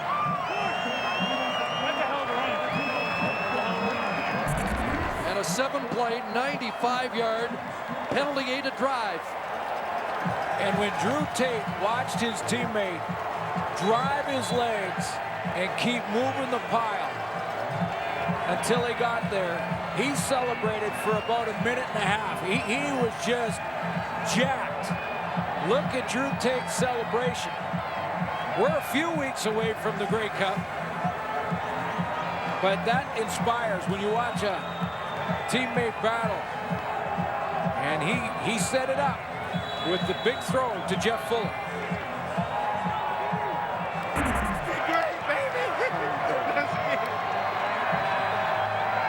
No Nick Lewis, lost Joe West. Fuller in the breach has become a key cog for the Calgary Stampeders. Return up to the 28-yard line, a minute 41 left. Which is lots of time. 101 seconds for Darian Durant, Corey Sheets, and the Roughriders offense to respond. Now we will go back, and there are fans saying if they kick that convert the first half, they'd only need 3. Now, but John Upnagel did it too, so it equaled out tonight. But that 1 point could cost one of these two teams tonight.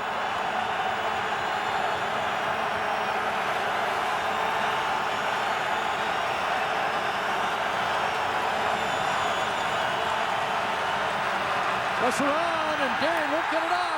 Taken down by Keon Raymond. 4th sack of the year for the veteran, Keon Raymond. Once again, Saskatchewan goes with max protection here. Now go ahead and run it, guys. I'll show you the 3 receivers. Remember I said the downside. Stop it here. The downside is your 3 receivers. What happens if they're covered? And they are well covered with 2 guys over the top. Darian Durant just can't pull the trigger. Second and 14. Over the middle. And Rapid can't hold on. And Keon Raymond on the scene again. Corey Chamberlain, Darian Durant looking at 3rd and 14. Keon Raymond will step up and make the big plays in the most important parts of games. That's back-to-back.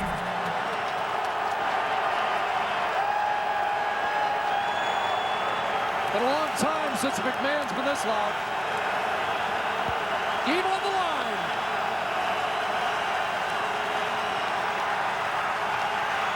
Durant looks for Sheets, and it's intercepted. Chris Randall's got it. Randall with the takeaway for the Calgary Stampeders. 65 seconds away from first to the West.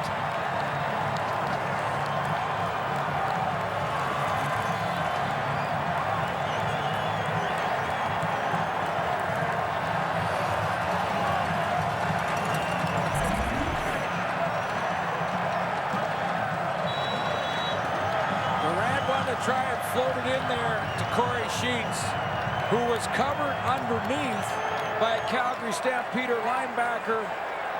That's why Durant had to try and put it over top of him, and Chris Randall was waiting for it.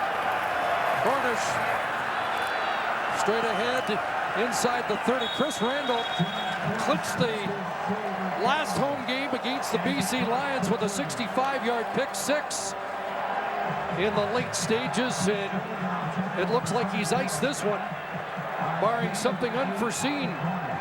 So you're telling me the Calgary corner is the, with the World Series in full swing, the closer? Mariano.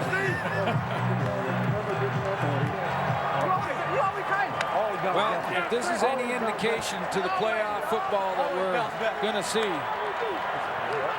can't wait. 2nd and 7. Cornish again. Will be stopped short, and so the field goal team likely to come on. And Utah State. They got a first down. Excuse me, I thought they were short. And they can go into victory formation now. That first down should do it. What a night in Calgary. Fans were off the hook great tonight for both sides. John Cornish has passed Earl Lunsford for 2nd all-time in Calgary rushing history. How much does he play next week now? They'll get the bye. They'll host the Western Final. And the Roughriders will have to get ready for the BC Lions.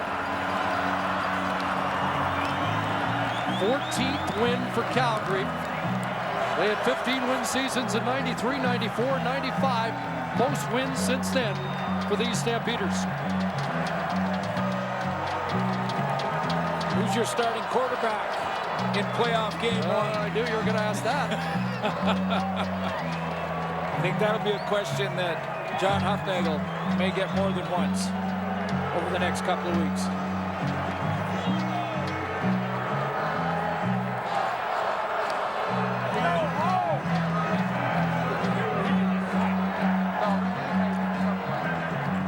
Team in red and white just keeps finding a way, don't they? More changes in their O-line. Cornish still got his 100. One more knee. And first place. First two games were split, both 15-point decisions. This one came down to the wire tonight.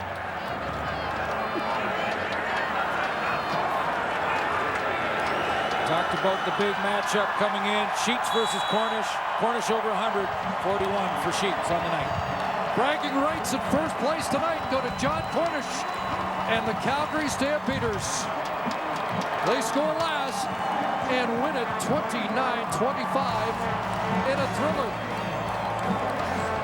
So the West will finish Calgary first, Saskatchewan second, and BC third. after quite a night here at McMahon. So long from Calgary.